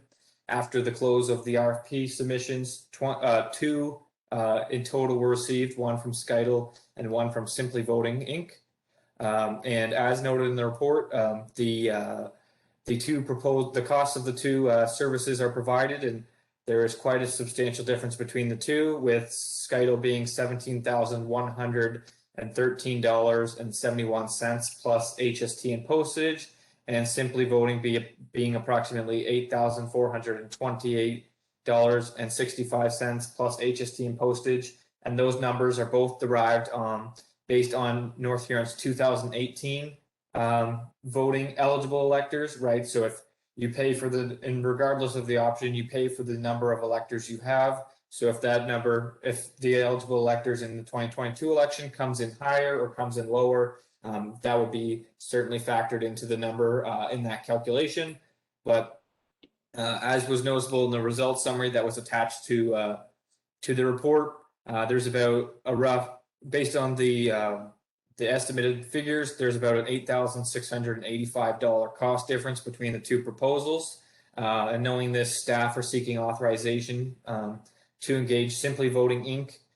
For the provision of telephone and internet voting services for the 2022 election. And so just as a point of note, Simply Voting was the system or the service provider, that was used in 2018 by North Huron. And so there's certainly added benefits by having that service provider conduct the 2022 election, as well as your policies and procedures for the election can remain similar.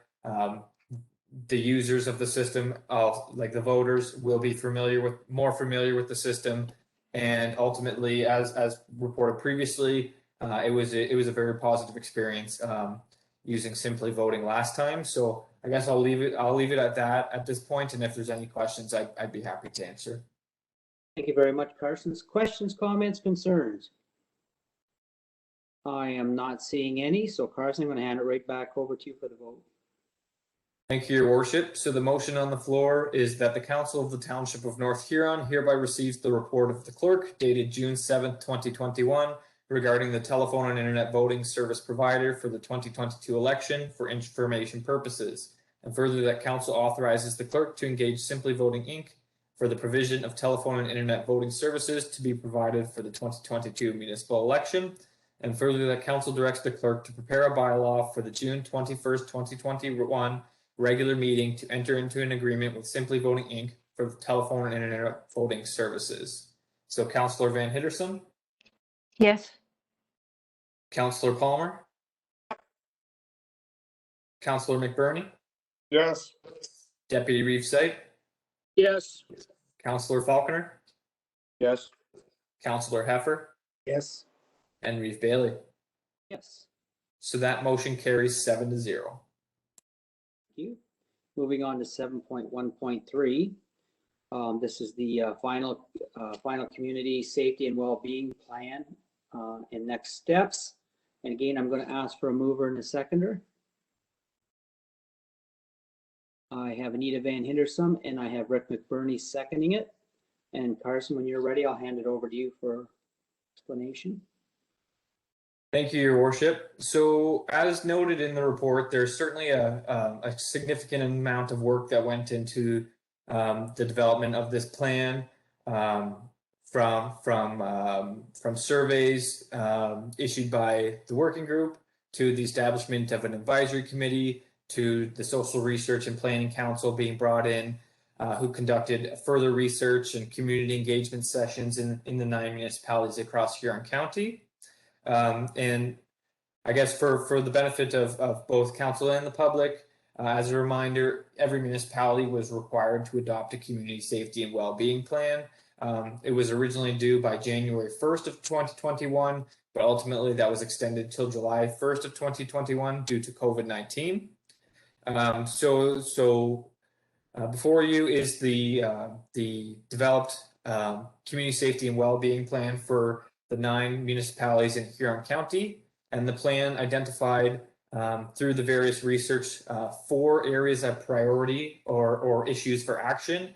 Those would be mental health and addiction, housing and homelessness, domestic and family violence, and community security.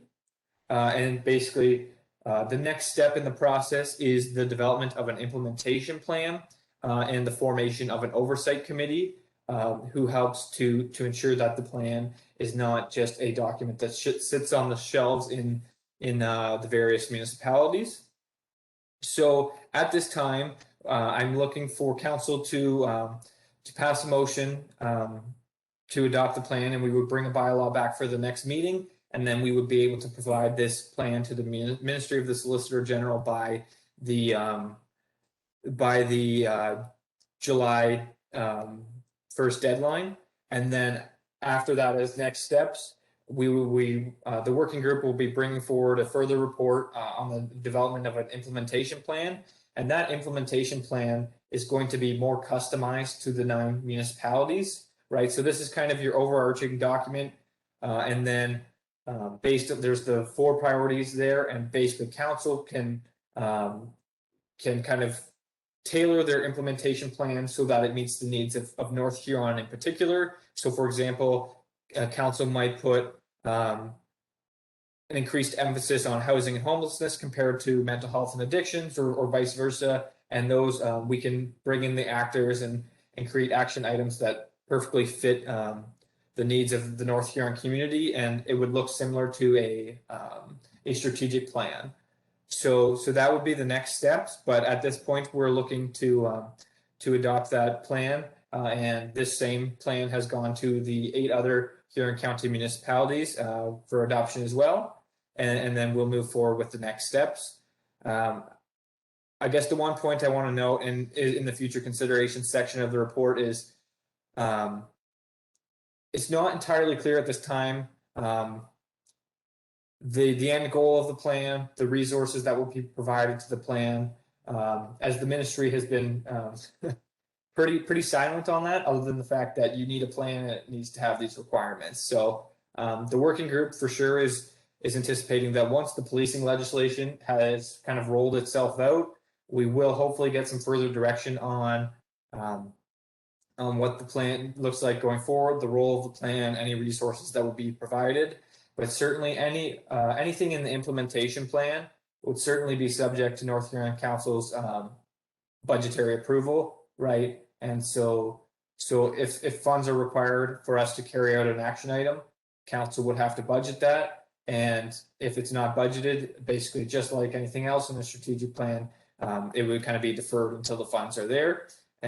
But I guess at this time, there's a number of uncertainties, but this at least gets us in the first step of the community safety and well-being plan. So I guess that's all I have at this time. Deputy Reeve Sipe was another member of both the working group and the advisory committee.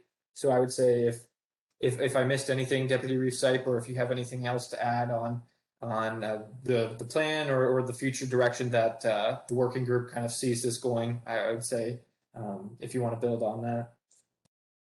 Yeah, the only thing I was going to add is that you're absolutely correct, Clerk, is that the government has been pretty tight-lipped about who's going to manage this plan, who's supposed to manage this plan, where the resources are going to come from.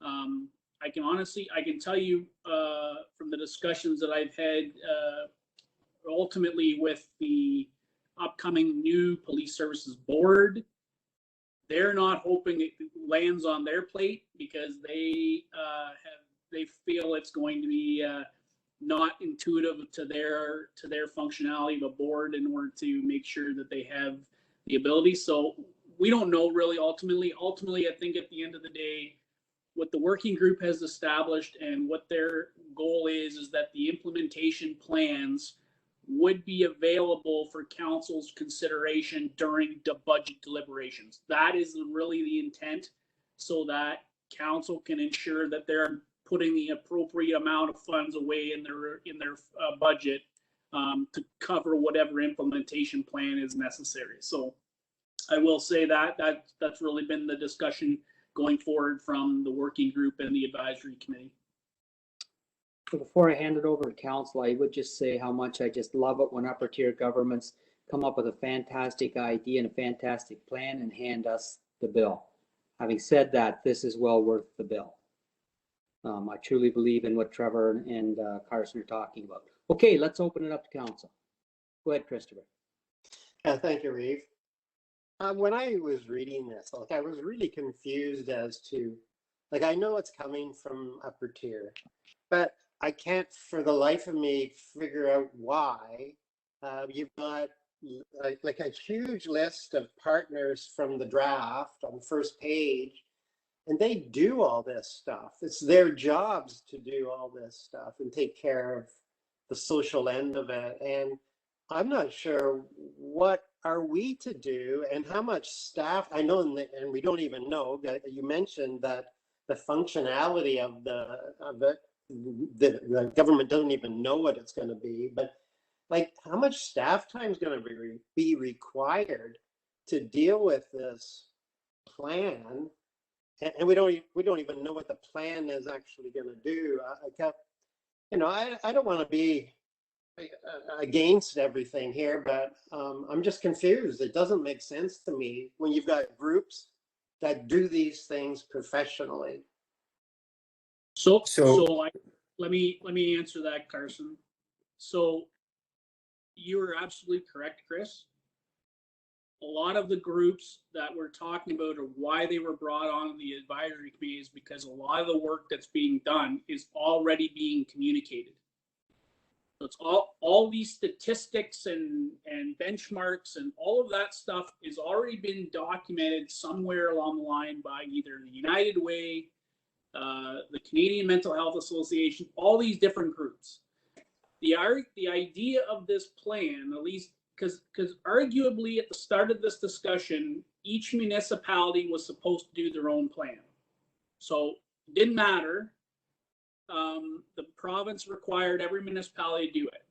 What this group has decided to do originally was say, okay, all 9 municipalities, let's talk about what the plan is going to have. And then whatever the information we get from surveys and all that stuff, you can take the data that you get and devise the implementation factors that are critical to your needs or your wants in your municipality. The intent, I believe, from the from the upper tier government really is, Chris, is that says, here's your plan, here's your benchmark. Are you making progress on housing and homelessness? Are you community security? Are you making these things, or is it just another thing on the end of the dollar that you don't know? And ultimately, the municipality in itself are responsible for their own community's well-being and safety. Like the United Way isn't, and all these other places, they have all these statistics, but they're not responsible for the ratepayers of North Huron's community well-being and safety. Arguably, the leadership of the municipality is, in one respect. So I mean, I think I completely agree with you. But the advisory committee is completely understanding in the sense that there's a lot of people already doing all these metrics. We're just regurgitating these metrics into a plan that allows us to understand whether we're making any headway to these top tier issues that we're running into. And again, I'm not suggesting that we know everything, but what I am suggesting is we've got a lot of people who are willing to put effort and make sure this community group works, because I think they all understand nobody wants to do this on their own, and we need to be able to, because the province is telling us we have to have it, we don't really have a choice. And I mean, that's the argument we have. And I mean, the advisory committee really was the question, because there was a question, exactly the question that was asked. What happens if councils don't like the plan and don't abide by it? I said, I was very clear to them. I said, if a council doesn't want to do what we presented here, they're more than happy to send their staff on to do something else. But that doesn't stop the process of that. You still have to have something to the government by July 1st. So I mean, that's the part that we have to be cognizant of, and you know, the implementation factor is really going to give you more answers than what you have today, is what I can answer that. If that answers anything of what you were talking about, Councillor Palmer. So, and Reeve Bailey, if I can just to kind of answer Councillor Palmer's question as well, the way I see the municipality's role is almost the facilitator of pulling all these groups together. So you're entirely right. These groups were doing it before. The problem was they were doing it before in isolation of each other and in isolation of the municipality. So what this community safety and well-being plan does, it puts all the relevant and necessary entities in one room and develops an entire community plan to move things forward, right? So that way you don't have the OPP acting in isolation from the mental health organizations who are acting in isolation from the education sector, right? You're putting all these parties in the same room, working towards a common goal now, to identify and hopefully remediate some of these areas of concern or the action items that are in the plan. So we as the municipality, the way I see our role is almost a facilitator of all these various different organizations to bring that data together. Because, for example, the OPP might be able to make great use out of some mental health statistics that the United Way has collected, and same with the education sector, right? So you're bringing all the relevant parties together so that one group is not doing something in isolation that might end up countering something that another group is doing in isolation. Basically, the way I see it, all these entities are now moving towards the same goals. Thank you, Carson. I'm going to let Paul go first, Chris, then I'll come back to you, okay? Okay. So go ahead, Paul. Through you, Reeve. Yeah, this question either to Councillor Sipe or Mr. Lamb. The four issues that was mentioned at the start, where does the security come in? Is it number one, number four? Just curious, do they have the metrics on that? Go ahead. So that's where the implementation factor comes in. It's just telling of all the issues or the priority areas and issues for action are based on the research and community engagement, were those four topics. Now it's up to the municipality themselves to determine which one of those topics are more important than them. So Goderich might have them as Clerk Lamb has indicated, they may have those four in that priority. We may have them at 4, 3, 2, 1. We don't know. So I mean, that's the part of the advisory committee and staff are going to work with this to get an implementation plan to understand what our metrics require and what we believe as a council and the staff that are going to have what is the most important functionality or what we need to have in our municipality as a priority framework. Thank you. Christopher, go ahead. Yeah, thank you, Reeve. That was a good explanation. That has helped me. But then it begs more questions. Like we disagree enough with the work that we're doing, and if we've got, if we, when we are faced with the work of these other groups, they just become data mongers, and then we do their work. I'm not real happy about that because they're hired to do the work, not us. So it's put more work, more function on our staff, and I'm not real happy about that because we can't hire more people to handle all these different things. But like my first comment was, we disagree enough, and now we're going to be hit with this, and it's going to have metrics that we're supposed to meet, but some of us might not agree, and then now the circle starts again. We just start disagreeing again. Like, I'm tired of disagreeing. It's really nice to move forward together.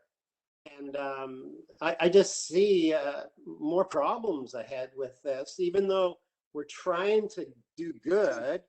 Like, did you catch my other point? We're doing their work. And I'm not sure if I like that.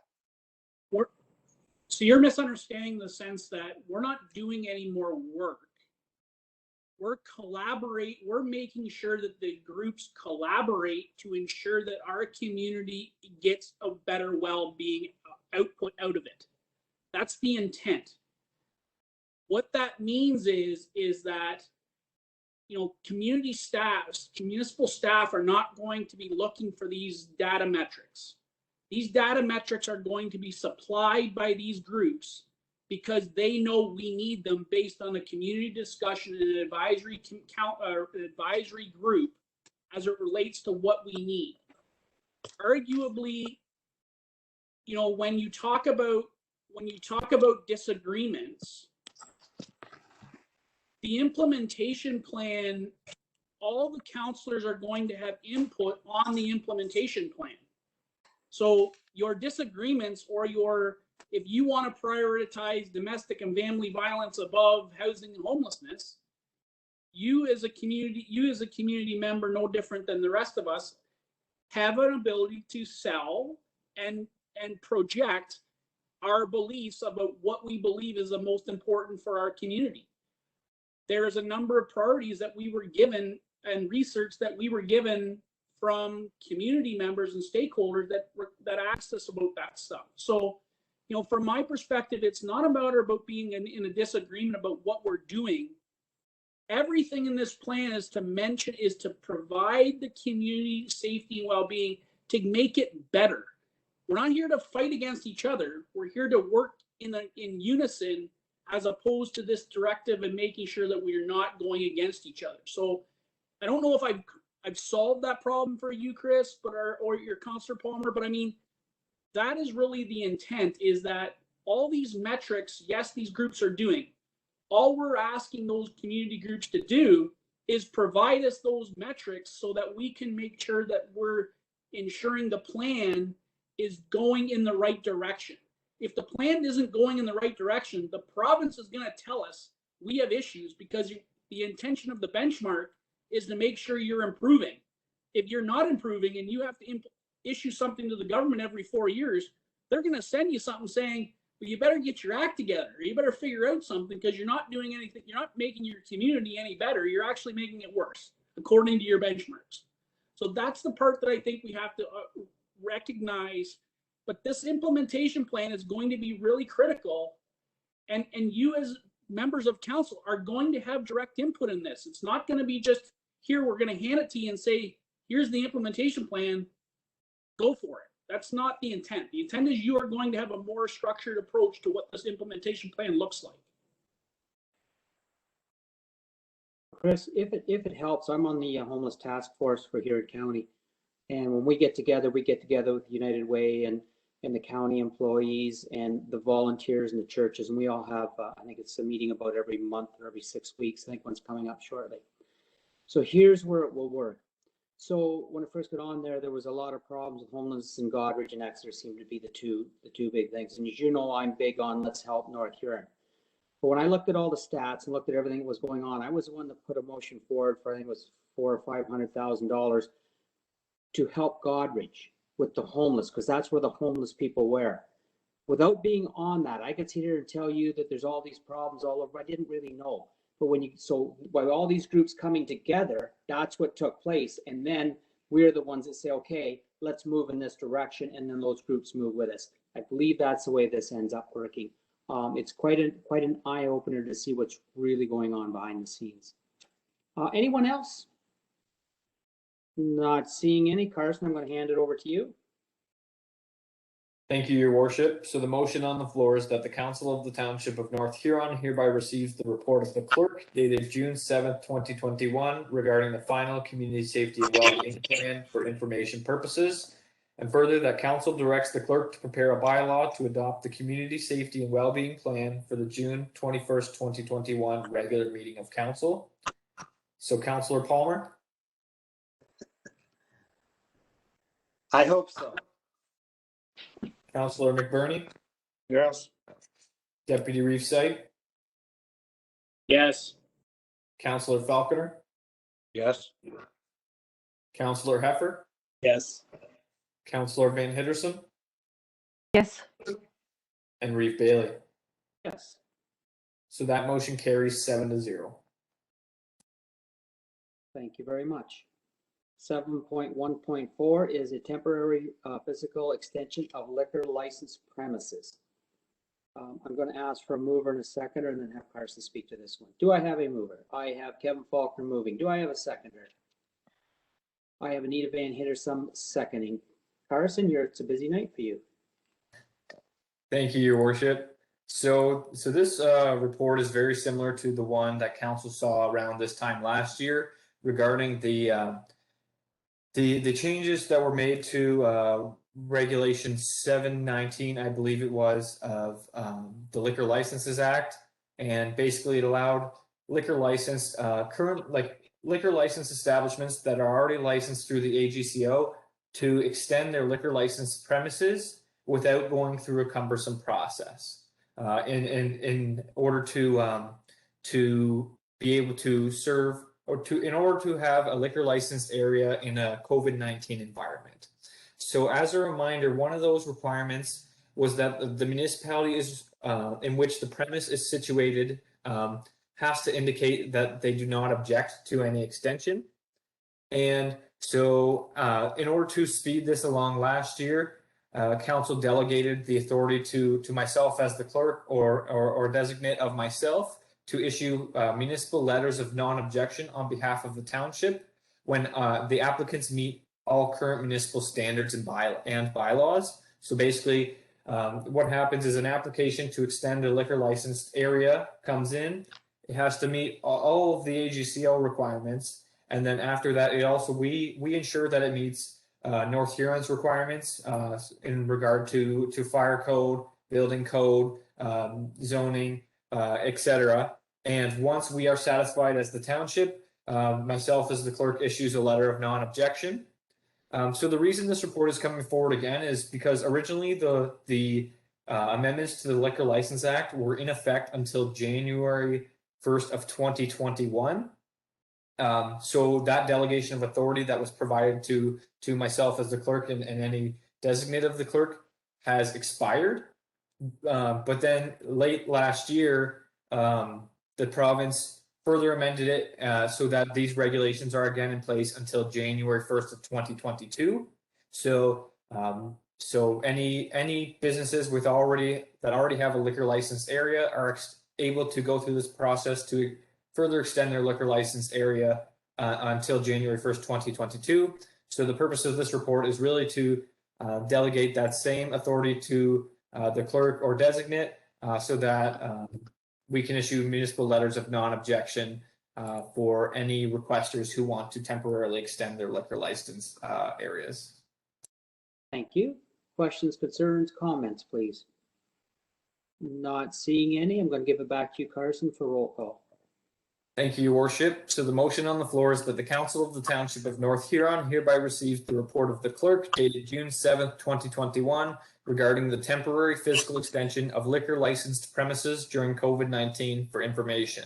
And further, that council hereby delegates authority to the clerk or designate to issue letters of non-objection on behalf of the township when temporary physical extension of liquor licensed premise applications meet all current municipal standards or bylaws. And further, that the authority delegated to the clerk or designate expires on January 1st, 2022. So Councillor McBurney? Yes. Deputy Reeve Sipe? Yes. Councillor Falconer? Yes. Councillor Heffer? Yes. Councillor Van Hittersum? Yes. Councillor Palmer? Yes. And Reeve Bailey? Yes. So that motion carries 7-0. Thank you very kindly. We're going to move on to 7.1.5, the temporary approval for outdoor patios on township property. I'm going to ask for a mover and second. I'm going to give it right back to Carson, who's having a very busy night. Do I have a mover? I have Kevin Faulkner moving. Seconder, please. I have Deputy Reeve Sipes seconding. Carson? Thank you, Your Worship. So of similar nature to the last one, we've started to field requests from businesses in North Huron who are looking to extend or add an outdoor patio area so that they can serve patrons in a COVID-19 environment. And so the reason this is really coming forward is with the new roadmap to reopen framework that was announced by the province. Under step one, businesses are able to have outdoor dining of up to 4 people per table. In step two, they are able to have outdoor dining of up to 6 people per table. And it's not until step 3 where indoor dining will be permitted, and there will be capacity limits in place. So knowing this, we've started to receive a number of inquiries as businesses want to be able to operate in some form without having to wait till step 3 to have their indoor dining again. So we didn't receive any requests of this nature in 2020. So North Huron we didn't have a process in place, but we developed a process that certainly aligns with Goderich that allows for expedient approvals while also protecting the township from any potential liability. So that process is really outlined in the staff report, but basically there's a number of requirements that the applicants would need to provide, such as proof of liability insurance coverage with the township as an additional insured. They'd have to complete the form, and also they'd have to work with both our chief building official and our director of public works to make sure that, for example, building code requirements are met with the layout of the extension or the additional patio, as well as working with the director of public works in regard to fencing or barriers that might be necessary in order to ensure the safety and of the residents of the municipality. And once we have all these materials, and once the chief building official and the director of public works are satisfied with those plans going forward, myself as the clerk would be delegated the authority to issue a temporary approval of an outdoor patio on township property. So that could be, for example, a municipal parking lot, a municipal sidewalk, etc. And any extension or any authorization would only be until October 1st. So it's certainly a temporary extension in nature in order to help our local businesses kind of get up and functioning again as quick as possible. So if there's any questions about that report, I'd be happy to answer them. It's pretty straightforward questions. Not seeing any. Carson, it's right back at you. Thank you, Your Worship. So the motion on the floor is that the Council of the Township of North Huron hereby receives the report of the clerk dated June 7th, 2021 regarding temporary approvals of outdoor patios on township property during COVID-19 for information, and further that council hereby delegates authority to the clerk or designate to issue approvals on behalf of the township when businesses meet all application requirements of the township for temporary outdoor patios or dining areas. And further, that the delegated authority to the clerk or designate expires on October 1st, 2021. So Deputy Reeve Sipe, Yes. Councillor Falconer, Yes. Councillor Heffer, Yes. Councillor Van Hittersum, Yes. Councillor Palmer, Yes. Councillor McBurney, Yes. and Reeve Bailey. Yes. So that motion carries 7-0. Thank you very kindly. 7.1.6, this is the tender results for the Murray Scott Drain and Stream Rehabilitation Project 2021. Do I have a mover? I have Paul Heffer moving. Do I have a seconder? I have Chris Palmer seconding. Carson, you get a break after this one. Thank you, Worship. So again, this is another pretty straightforward report. As council is aware, this drainage project has made its way through the approvals process and also the appeals process. The Court of Revision was held on April 29th. No written appeals were received. And the Court of Revision passed a motion to accept the assessments that were presented in the engineer's report. So once the Court of Revision occurred, RJ Burnside and Associates issued the tender for this project, and at the close of the tender, 4 bids were received, with the lowest being Tass Excavating and Rentals Limited. The bids were reviewed by RJ Burnside and Associates, and after review, they're recommending that Tass Excavating and Rentals Limited be awarded the work in the amount of $72,255 plus HST. And so at this time, all appeals to the Court of Revision, the tribunal, and the referee had expired. So council is able to give third reading of the authorizing bylaw, which is included in tonight's council package. So at this time, we're looking for a motion to award the work to Tass Excavating and Rentals Limited, and then that would be contingent on the third and final reading of the bylaw occurring in the bylaws section of tonight's meeting. Thank you very much. Questions, comments, concerns? Not seeing any. Carson, you get it right back. Thank you, Your Worship. So the motion on the floor is that the Council of the Township of North Huron hereby receives the report of the clerk dated June 7th, 2021 regarding the tender results for the Murray Scott Drain and Stream Rehabilitation Project 2021 for information purposes, and further that council awards the contract for the Murray Scott Drain and Stream Rehabilitation Project 2021 to Tass Excavating and Rentals Limited in the amount of $72,255 plus HST, subject to third and final reading of bylaw number 10, 2021, being a bylaw to provide for a municipal drain rehabilitation project in the Township of North Huron, in the County of Huron, Murray Scott Municipal Drain and Stream Rehabilitation Project 2021. So Councillor Falconer? Yes. Councillor Heffer? Yes. Councillor Van Hittersum? Yes. Councillor Palmer? Yes. Councillor McBurney? Yes. Deputy Reeve Sipe? Yes. And Reeve Bailey. Yes. So that motion carries 7-0. Thank you very much. Finance Department, the 2021-15-2020 audit financial statements. That the Council of the Township of North Huron hereby receives and adopts the 2020 audited financial statements for the Township of North Huron, the Wingaby IA and the Blythe BIA as presented by Seabach and Company at the June 7th, 2021 regular meeting for information purposes. Do I have a mover? I have Kevin moving. I have Paul seconding. Carson, any questions or comments? We went through this earlier. Seeing none, I'm going to send it over to Carson again. Thank you, Your Worship. So Councillor Heffer? Yes. Councillor Van Hittersum? Yes. Councillor Palmer? Yes. Councillor McBurney? Yes. Deputy Reeve Sipe? Yes. Councillor Falconer? Yes. And Reeve Bailey. Yes. So that motion carries 7-0. Thank you.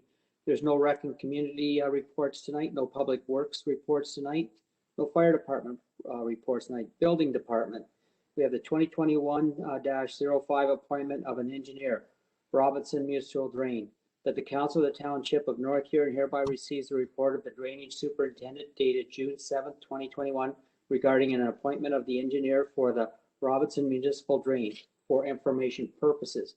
And further, that the council of the township of North Huron hereby appoints Dietrich Engineering Limited to prepare a report to fulfill the requirements under Section 78 of the Drainage Act as requested by Shelder Farms Inc. and Lucas Shelder, and forgive me if I did that wrong, in the notice of the request for drain improvement.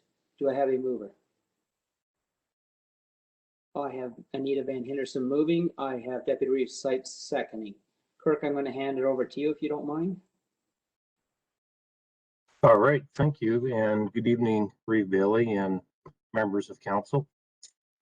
The report in front of you, as summarized in the recommendation, is for the Robinson Municipal Drain as requested by Shelder Farms and Luke Shelder on April 22nd, 2021. Clerk this year for the Township of North Huron received the notice of request for drainage improvements. And on May 3rd this year, North Huron Council received the request and instructed the clerk to notify Maitland Valley Conservation Authority, OMAFRA, and the individual requesting the improvement. The following motion was adopted by council, and that was motion 159-21. So the Township of North Huron can now appoint an engineer as the 30-day notice appeal or notice period of the proposed drainage works expired on June 3rd, 2021, as set out in Section 78(2) of the Drainage Act. I provided references for Section 78 of the Drainage Act as well. It does follow the process of a new drain, not entirely the same. Under discussion, we have the existing Robinson drain that does outlet into an open ditch at the north end of the Shelder property. There is sufficient room to lower this closed drain and provide the necessary freeboard for distance to outlet to the bottom of the open ditch. Lowering the new drain will also provide for systematic drainage on the farm. In accordance with the Drainage Act, 1/3 grant from OMAFRA may be provided to farms that are assessed farm tax class. And we also have two roads that are involved in the project. One is a township road, that being Beecroft Line, and a small portion of the county road, that being Belgrave Road 20, which will be assessed into the project with no grant available. That would conclude that report on the Robinson Drain. Thank you very kindly. Any questions, concerns, or comments? Not seeing any. We're going to give it over to you, Carson. Thank you, Your Worship. So Councillor Van Henderson, Yes. Councillor Palmer, Yes. Councillor McBurney, Yes. Deputy Reeves Sipe, Yes. Councillor Falconer, Yes. Councillor Heffer, Yes. and Reeve Bailey. Yes. So that motion carries 7-0. Thank you. 7.6.2 is the 2021-06 appointment of an engineer for the Whitfield Municipal Drain. That the Council of Township of North Huron hereby receives a report from the Drainage Superintendent dated June 7th, 2021 regarding the appointment of the engineer for the Whitfield Municipal Drain for information purposes. And further, that the Council of the Township of North Huron hereby appoints GM Blue Plan Engineering Limited to prepare a report to fulfill the requirements under Section 78 of the Drainage Act and request by Rutling Holdings Limited, Gary Rutledge, in the notice of the request for drain improvements. Do I have a mover? I have Kevin Faulkner moving, and I have Chris Palmer seconding. And again, Kirk, if you don't mind speaking to this. Thank you, Reeve Bailey. So as very similar to the previous report, I'll go through this one very quickly.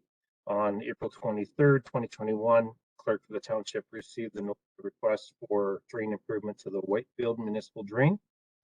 And on the same evening of May 3rd, 2021, North Huron Council received the request and instructed to notify Maitland Valley Conservation Authority, OMAFRA, and the individual requesting the improvement.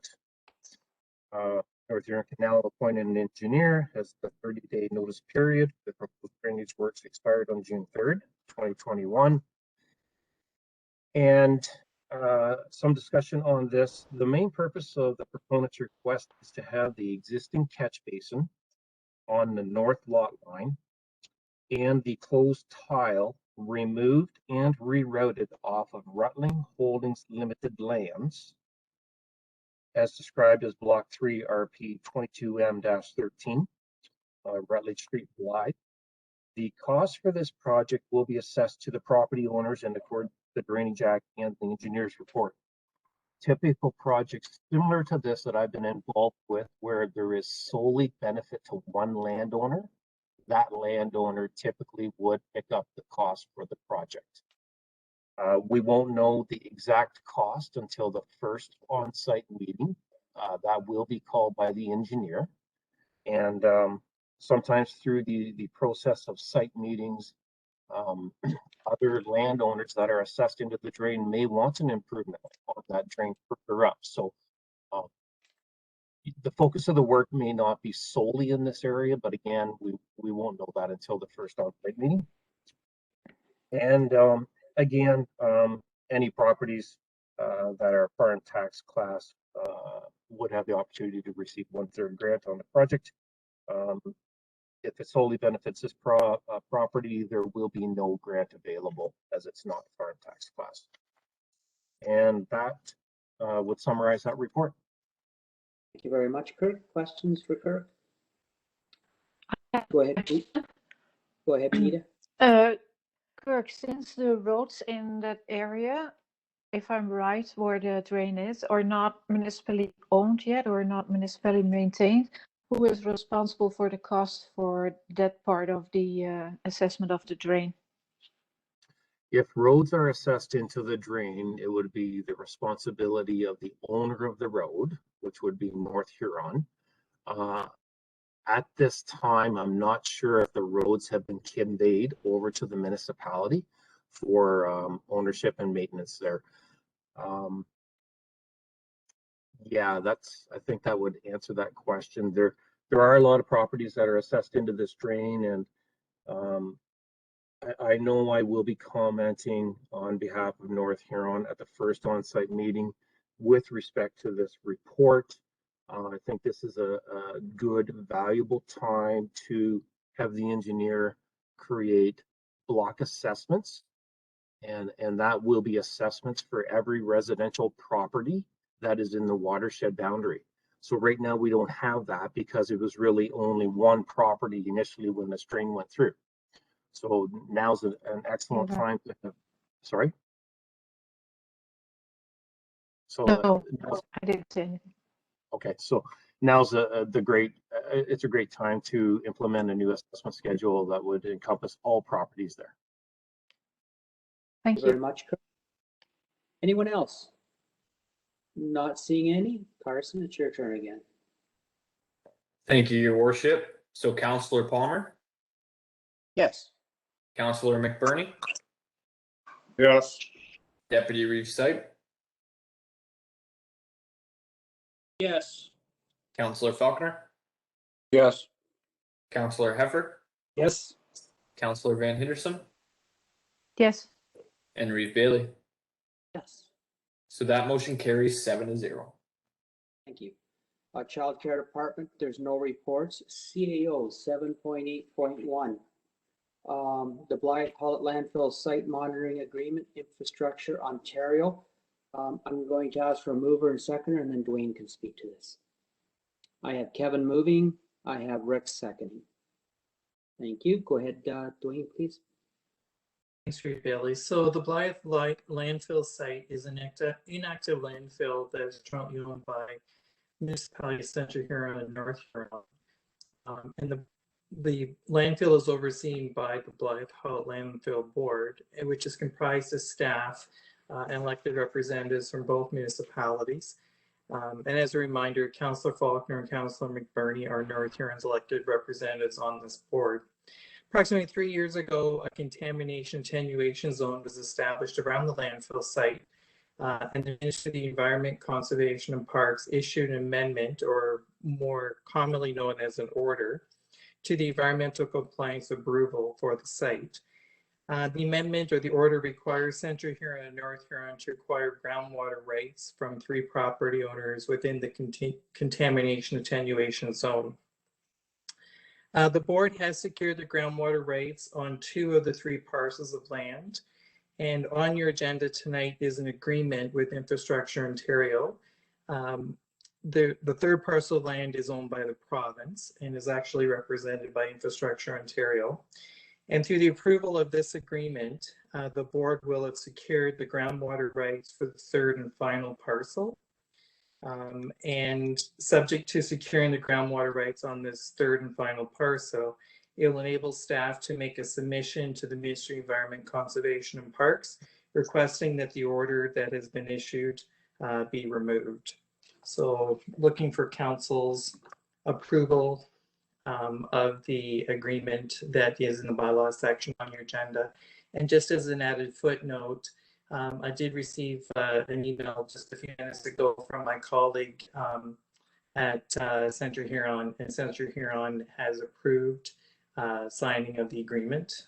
Both municipalities need to approve signing of the agreement for the agreement to be valid. Thank you very much, Dwayne. Questions, comments, concerns from council? Not seeing any. I'm going to hand it over to Carson, please. Thank you, Your Worship. So the motion on the floor is that the Council of the Township of North Huron hereby receives the report prepared by the CAO dated June 7th, 2021 regarding the acquisition of groundwater rights on provincially owned railway lands for information purposes.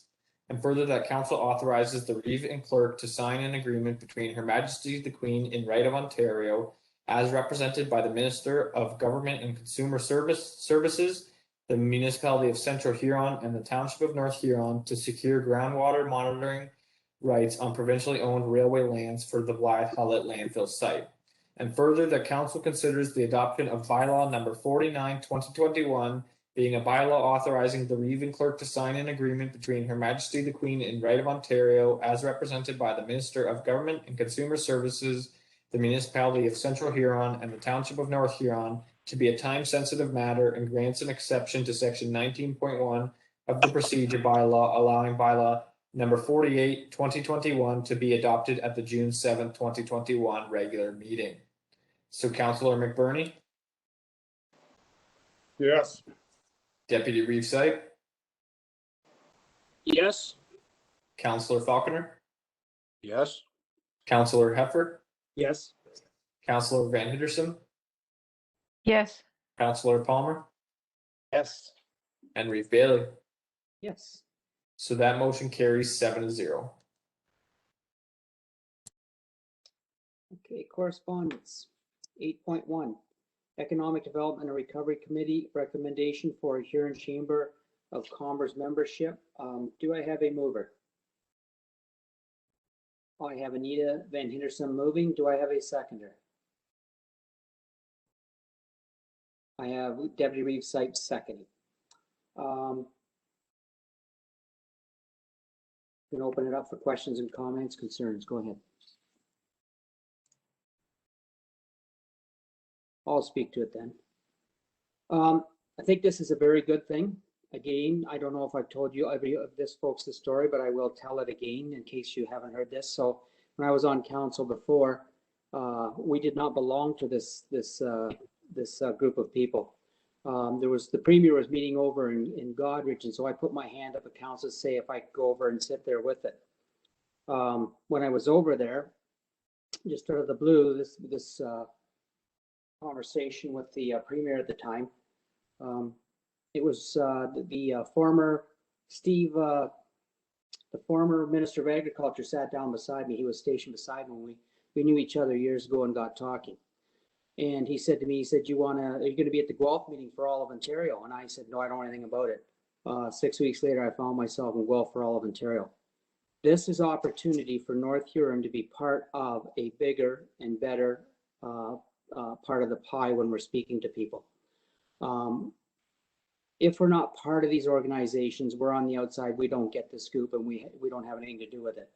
This is like volunteers. You need these things to happen. I'm not going to say that what happened to me would ever happen again, or maybe none of us, but maybe it may happen. But there's one thing I've learned in life: when you're on the outside of the circle, you can't play. You have to be on the inside of the circle. So I'm strongly recommending that the council approves this, because I do see it, as Yariv, as a very good opportunity to forward North Huron as we get over COVID-19 and want to move our communities forward. Thank you. Anyone else?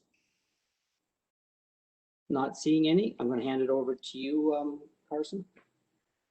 Thank you, Your Worship. So the motion on the floor is that the Council of the Township of North Huron hereby directs staff to purchase a corporate-wide membership with the Huron Chamber of Commerce as an enhanced member at a cost of $621.50. And further, that the necessary funds for the purchase of the membership be drawn from the 2021 Economic Development Budget. So Deputy Reeve-Sight. Yes. Councillor Falconer. Yes. Councillor Heffer. Yes. Councillor Van Hittersum. Yes. Councillor Palmer. Yes. Councillor McBurney. Yes. And Reeve Bailey. Yes. So that motion carries 7-0. Thank you. 8.2, the municipality of Morris Turnberry notice to terminate the shared services building department agreement. Do I have a mover? I have Kevin Faulkner moving. Do I have a seconder? I have Rick McBurney seconding. Okay, let's open this one up for a conversation. Reeve. Yes. Sorry. Let's have Oh, Clerk. sorry. have Dwayne talk to this, please. My apologies. Thank you for reminding me, Trevor. Yes, please, Dwayne.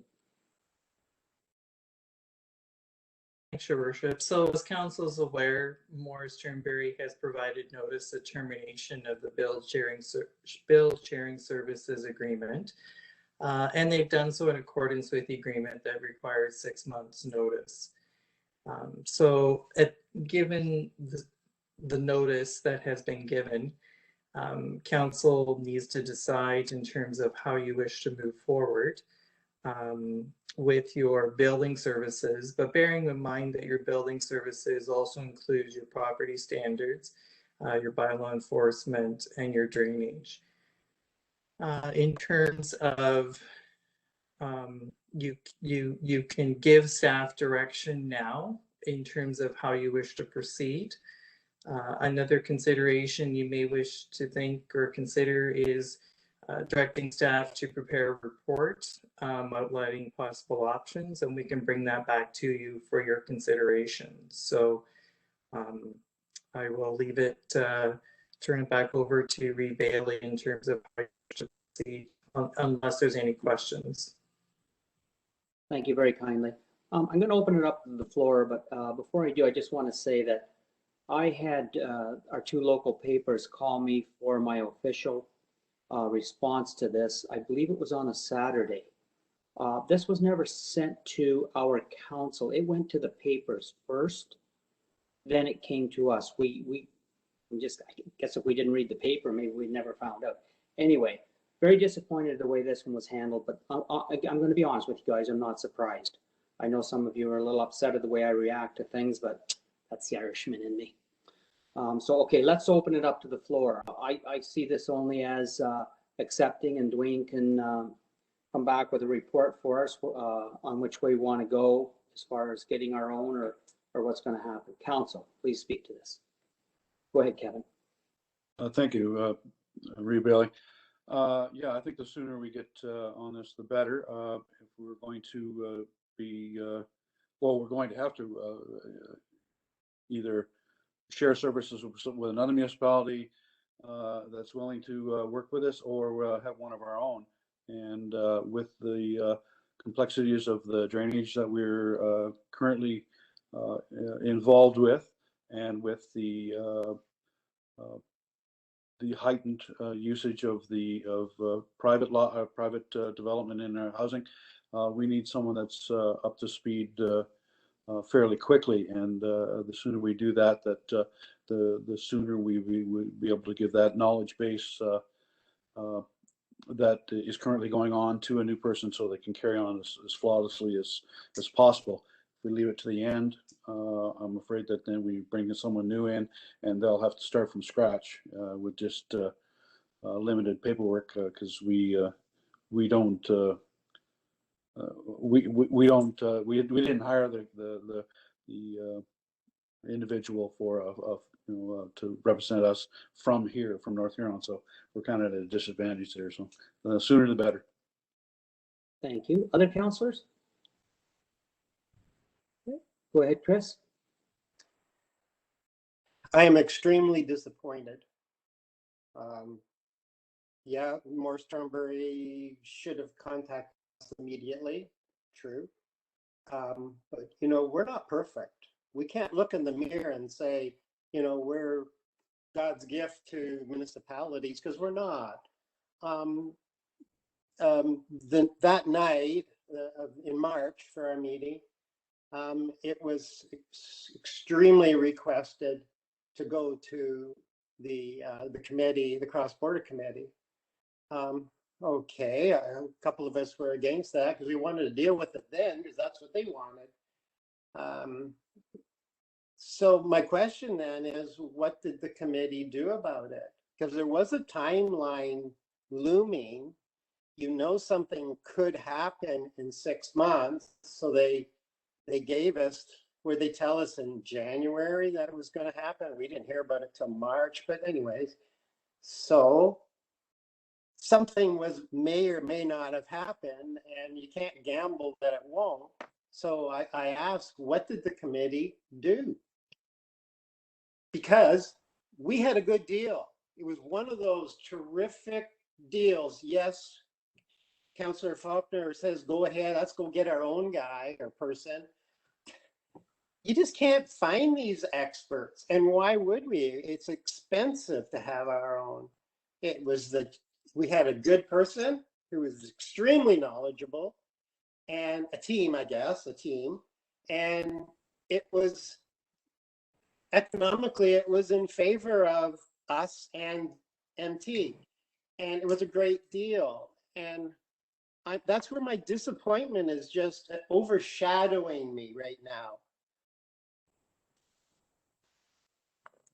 Reed Bailey? Just before I give it to you, Trevor, I'm just going to say that I'm not sure it was economically wise for us. I've asked the staff to come back with a report on when we previously had our own department head and how much it's going to cost us to have them again, because we still all this time have been supplying the office and the girls to do the paperwork anyway. So as far as the cross-border agreement, it is in front of Morris Turnberry. Again, for them to, I guess, turn down again and blame everybody else. As far as I remember, Chris, and please correct me if I'm wrong, Morris Turnberry told us they could only handle one agreement at a time. So they threw 3 other ones in the meantime and just told us where the hell we were going. They didn't ask us. They didn't ask us in any of it. So anyway, I'm going to hand over to you, Trevor, because how I feel. Everybody knows how I feel. So the one thing I will say is the request back then from when the request came, Councillor Palmer, there was discussion. The direction was from the council was to provide it back to the cross-border agreement group, with the understanding that we would have a discussion with Morris Turnberry once the water and sewer negotiation was finalized. That was communicated to council at the time. And that's what the committee was planning on, because that's what the Morris Turnberry wanted at the time. The argument is that Morris Turnberry made a decision, and At the end of the day, that is their decision to make. Today, we're making a decision based on what we have, and we got an agreement. Did we, according to according to Morris Turnberry, the agreement was not in their favor, and that's their right to choose whether it wasn't or wasn't. What I'm saying is, we were doing what we were asked of by another group, that we would only deal with one part at a time, and then they decided to come with another option. We only wanted to deal with one at a time. We currently believed at that time, when we had that discussion, that water and sewer services with Morris Turnberry was more important than the building department. That was the discussion that we had at the council table when it went back to the community, or to the cross-border agreement. Not all of council may have agreed with that. That's fine. That is your prerogative and your right to do so. So what did the cross-border committee do? We didn't do anything with this agreement, because we specifically made mention and sent that to Morris Turnberry saying, we believe it's more important to deal with cross-border water and sewer first, and then we'll talk about these other agreements, shared services, about soft services, all these other things that are on the docket between our two municipalities, because it's more important that we have that discussion. Again, they made a choice. And again, now we're deciding what we're going to do for ourselves. That's the discussion that was had. I don't want it to seem like the cross borders group has just put their hands up and said, we're not going to talk about it, and council wasn't involved in having that discussion. Council was more than aware what we were going to do as a cross-border committee. Thank you, Deputy Reeve Sipes. Anyone else? Okay, not seeing any. Carson, I think I have movers. I'll hand it over to you. Thank you, Your Worship. So the motion on the floor is that the Council of the Township of North Huron hereby receives the notice of termination of the Shared Services Building Department Agreement from Morris Turnberry, and further that Council directs the CAO to report back on potential options for the delivery of services provided through the terminated Shared Building Services Agreement with Morris Turnberry. So Councillor Falconer? Yes. Councillor Heffer? Yes. Councillor Van Hittersum? Yes. Councillor Palmer? A lousy reason to say yes. Councillor McBurney? Yes. Deputy Reeve Sipe? Yes. And Reeve Bailey? Yes. So that motion carries 7-0. Thank you.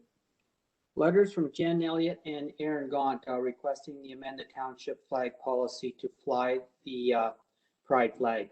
There's been a lot of controversy and a lot of carrying on about this, so I have a bit of a motion I'd like to read, and I'd like council to consider putting it forward. That the council of the township of North Huron hereby directs staff to conduct a review and update of the township flag policy for council's consideration at a future meeting. And further, that the staff be directed to express the township of North Huron's support for Pride Month on the township website and social media pages. Do I have a mover?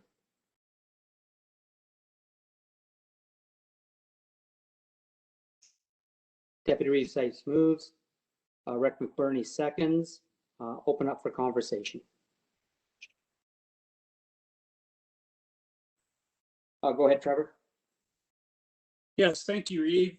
I do want to, I actually really want to thank, Miss Elliott.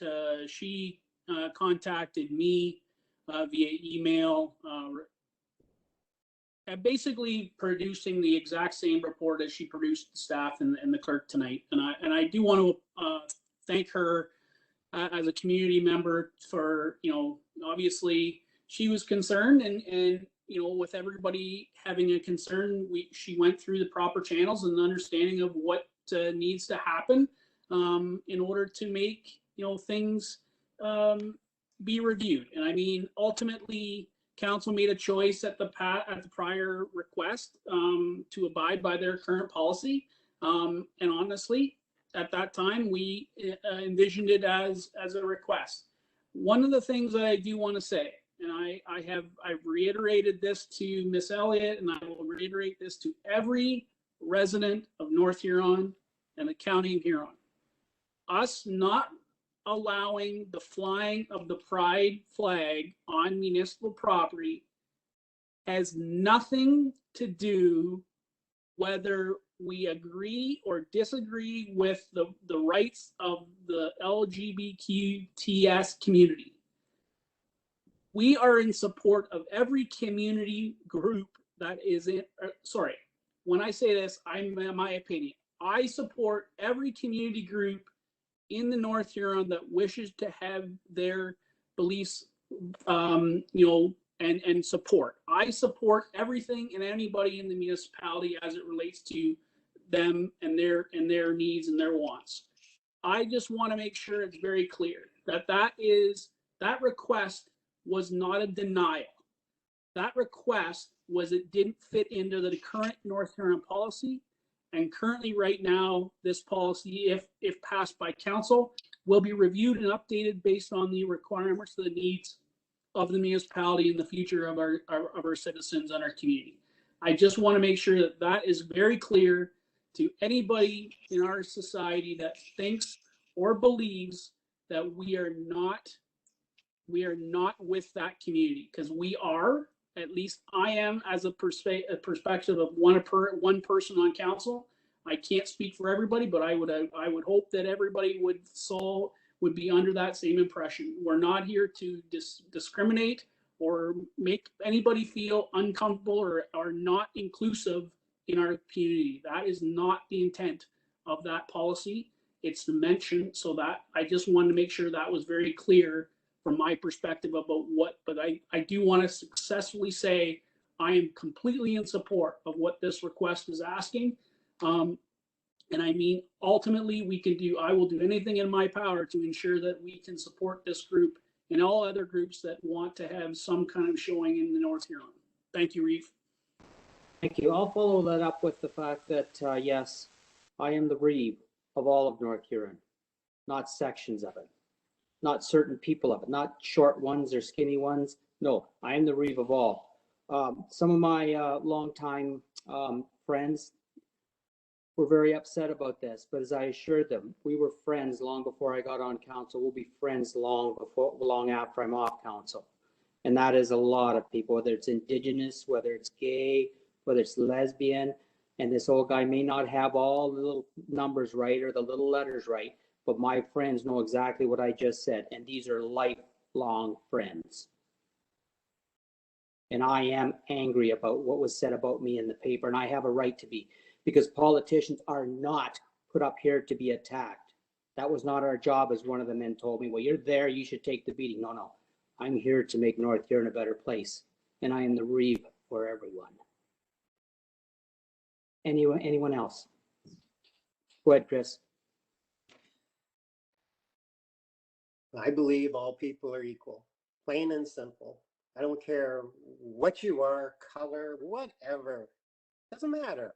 We're all part of this society. Now, I keep it very simple. I try and live a simple life, and simply put, the Canadian flag was designed to make everyone equal underneath it. It's united. It's the united concept. It's flying everywhere. And now the writers of these letters, these are their words, they said that these groups feel marginalized. Well, if they do, I can't help it. I can feel marginalized sometimes in the way I feel or how I conduct myself here in council. It's easy to be that way, but it shouldn't. It's up to them or any other group to.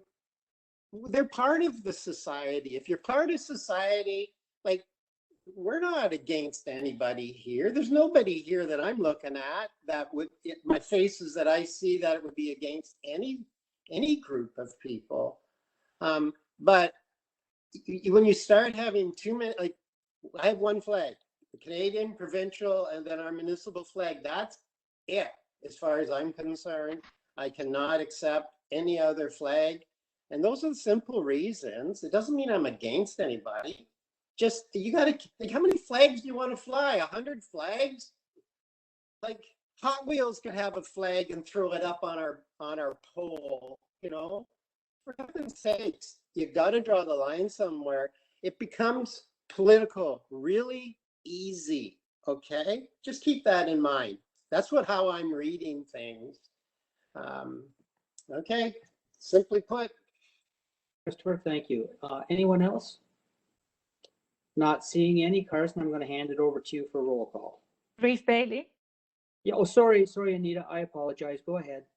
Yeah, sorry. No, I think Chris is right with flying the flag for our land, our province, our municipality. But we're living in a world that is progressing very fast, and if certain people don't stand up for their for more visibility, I wouldn't sit here. I wouldn't have a vote. The indigenous people would still be somewhere else. I think it's a sign of the times that people need more than just the Canadian flag. That the Canadian flag isn't as uniting as that other people think they are. So that's my idea of this. Thank you. Thank you very much. Anyone else? Okay, Carson, it's over to you then. Thank you, Your Worships. So the motion on the floor is that the Council of the Township of North Huron hereby directs staff to conduct a review and update of the township's flag policy for council's consideration at a future meeting. And further, that staff be directed to express the Township of North Huron's support for Pride Month on the township's website and social media pages. So Councillor Heffer? No. Councillor Van Heersen? Yes. Councillor McBurney? Yes. Deputy Reeve Sight? Yes. Councillor Falconer? Yes. And Councillor Van Heersen, I believe I missed you, right? No, me. Oh, sorry, Councillor Palmer? No. And Reeve Bailey. Yes. So that motion carries 5-2, with the noes being Councillor Heffer and Councillor Palmer. Okay, thank you kindly. 8.4, Huron Pioneer Thresher and Hobby Association request for funding for accessibility upgrades to the washrooms and showers. Carson, can I get a mover for that? There's no motion, draft motion on the agenda, Your Worship. Oh, sorry, could you give us a draft motion, please, while I shut my phone off? Ultimately, it depends on what direction council wants to go. The correspondence was attached to the report, and the Huron Pioneer Threshers and Hobby Association is looking for North Huron support in funding for accessibility upgrades to their washrooms and showers. I believe they were looking for 50% of the costs covered by North Huron. So based on their estimate in the correspondence letter, they're looking for a North Huron donation of $1,925. And so as a reminder for council, this is the report that the Threshers had originally requested a motion of support from council for their submission of the SLED grant. And from my understanding, their SLED grant was either not successful or they did not meet the eligibility criteria. And as a result, they're looking for North Huron's contribution so that this project can still go forward. So if council is desirous of supporting the Threshers, then we can certainly craft a motion there for council's consideration. But if council wants to take no action, then you would just not have to pass a motion.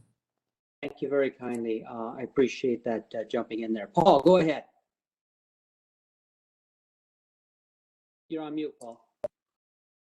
Folks, yes, through you, Reeve. Yeah, by 2025, we have to have them all accessible. So I'm putting it behind when they're offering to go halfway with it.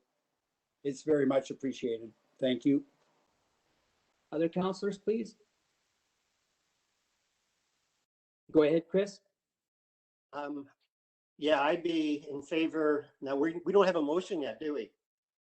Well, we're kind of giving Carson direction to craft one as we talk. Are we in favor as a Okay. group or not? That's basically what's happening. All right. I agree with giving them, round it off $2,000. And I say that because they're buying in, they're adding 50%, plus they're willing to do the work. So to me, that's very important.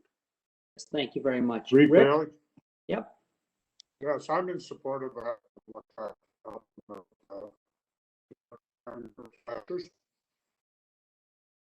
Okay, thank you very kindly. Anyone else like to speak to that? Go ahead, Kevin. Thank you, Reed Bailey. Yeah, I would support the going ahead with the support for the bathrooms, but I'd like to a little more clarity on the shared usage of it. If we're going to be promoting a campground sort of thing there, and with the theater being there, as to who has authority to open them and when, and who gets to use them. I don't agree if it's just to upgrade the washrooms for their usage only when the Thrashers are on. Do we get any idea of what that, whether we get to use it for any of our municipality events? Okay, thank you, Dwayne. Yeah, I can speak to it, or Vicky can maybe speak to it in greater detail, but the building, as I understand, is owned by the Threshers. And essentially, in terms of us using the building, we speak to the Threshers to basically, we ask them for call permission to use the building. I don't know if Vicky's on the phone or not, but if she wants to jump in perhaps with more detail, but that's essentially, as I understand it in a nutshell. Through you, your worship, I am here. Yep, go ahead, Vicky. So basically that the CEO is correct in that we do utilize the washrooms in the shower house there, which is Shed 3 for campers that come on site. Shed 3, for council's information, is owned by the Threshers. It is not owned by the municipality. It is owned by Threshers, but it is utilized by the municipality for the campers that are there, as well as if there's a special event going on. In this particular situation, because we were working with, already working with the Blythe Festival for the amphitheater and things like that, we asked them to work out an agreement together. And so there has been a letter passed between the two organizations, giving them the authority to use the washrooms. Thank you, Vicky. Chris, you had your hand up? Yeah, thank you, Reeve. I was just going to point out that in their letter, they mentioned the campground and the theater usage. So they would be expecting the use. I don't see it as a problem. Yeah, I've never had a problem with them. Anytime I've asked them to reached out to them for help, whether it be them, the BIA, or any of our groups, we've all kind of worked together unless there's something. So is that good, Kev? Yeah, it didn't touch on any of the maintenance or the cleaning or anything. There's no agreement with this money. It's just help us out. So yeah. Yeah. See if Vicky can fill us in on that. Sure. Through you, your worship, to Councillor Faulkner. So if it is, so what we will be doing is we will be cleaning the washrooms for camp usage, like the campers that are on site there. But in terms of when the shows are occurring, then there will be additional cleaning and supplies required for that, and that will be provided by the Blythe Festival. Thank you. Okay, Kev? Okay, thank you. Go ahead, Trevor. My only question is, where are we funding this money from What budget? It would be Where? through the community partnership fund, which is your donations budget. I don't Well, I thought think you we were gonna have say upper tier money in government. that budget. That there is sufficient funds in that budget. There is? Yeah. Okay, that's all I needed. Anyone else? Okay, Carson, I believe you might have crafted up a little motion for us there. And if you haven't, take your time. Yep, so a draft motion would be that the council of the township of North Huron hereby authorizes that a donation in the amount of $2,000 be provided to the Huron Pioneer Threshers and Hobby Association for the washroom and shower accessibility upgrades, and further that the donation be paid for through the Community Partnership Fund. Thank you. And do I have a mover, please? I have Deputy Reeve Sites moving. I have Paul Heffer seconding. Back to you, Carson. Thank you, Your Worship. So Councillor Van Henderson, Yes. Councillor Palmer, Yes. Councillor McBurney, Yes. Deputy Reeve Site, Yes. Councillor Falconer, Yes. Councillor Heffer, Yes. and Reeve Bailey. Yes. So that motion carries 7-0. Thank you. Huron County Farmers Market Association requests the waiver of the business license fees. Trevor, go ahead. I will move. Okay. I have a mover. Do I Oh, have a seconder? So there's no draft motion with that, Your Worship. Yeah, we did this So backwards again. I'm going to move that we authorize the waiving of the licensing fee. I'll second that. Open for questions or comments. I'm just going to make a comment that you may not be aware of. It is my understanding that this farmers market association is it's not a non-for-profit. It is a for-profit private organization. And if I've got that wrong, I would appreciate one of my staff speaking up. Yeah, that's correct, Your Worship. I guess for some context, so this the Blythe market stemmed from they normally were not on the main street, but to allow for social distancing as a temporary measure, we authorized the Blythe market to be on the main streets in 2020, and that was organized by the Blythe Community Betterment Group. And since that time, it is now the Huron County Farmers Market Association who has taken that over from Blythe Community Betterment.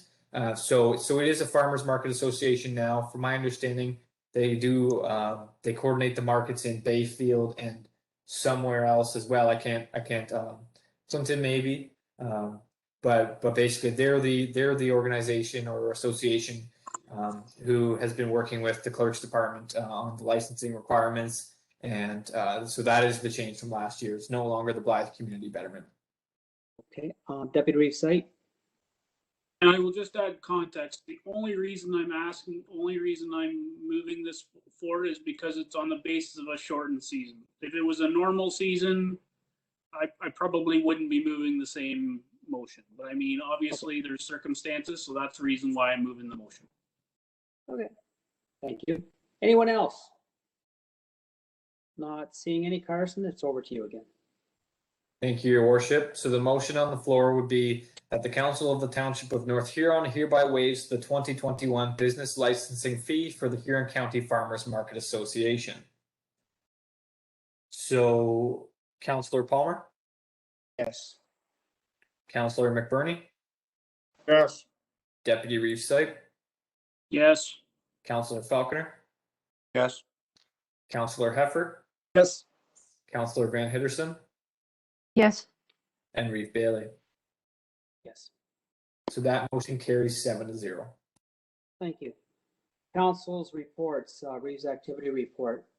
I'm just going to talk to one subject tonight, and that is the Reeves report's going to talk about genocide. On behalf of council, staff, and North Huron residents, I want to say how horrified we are to learn that the residential deaths, treatment, and dishonor this brings to the Canadians. Our flags are at half-mast. They have been since Monday. As you read, And personally, I just can't fathom what has happened. 215 children and more. And this is going on for a long time. Apparently there's other ones, and this has been going on for years and years and years. And I guess it's one of those things I've just not paid attention to all my life, but it sure came front and center with 215 children. I honestly think that if it was anything else, there should be charges laid for killing people, maiming people, hurting people. I can't believe we're just talking about asking for forgiveness and compensation. It's not part of my life, so I can't go into it. But I can tell you right now from the Reeve, this is genocide. Thank you. Council member reports. Any councils would like to speak? Not seeing any. Comments by members. Go ahead, Chris. Comments by members. I agree with you, Reeve. The Canadians were shocked by the recent news, and they're going to find many more children, many more. And it's churches. I don't need to name them. They were heavily involved through the years. The governments were, provincial and federal.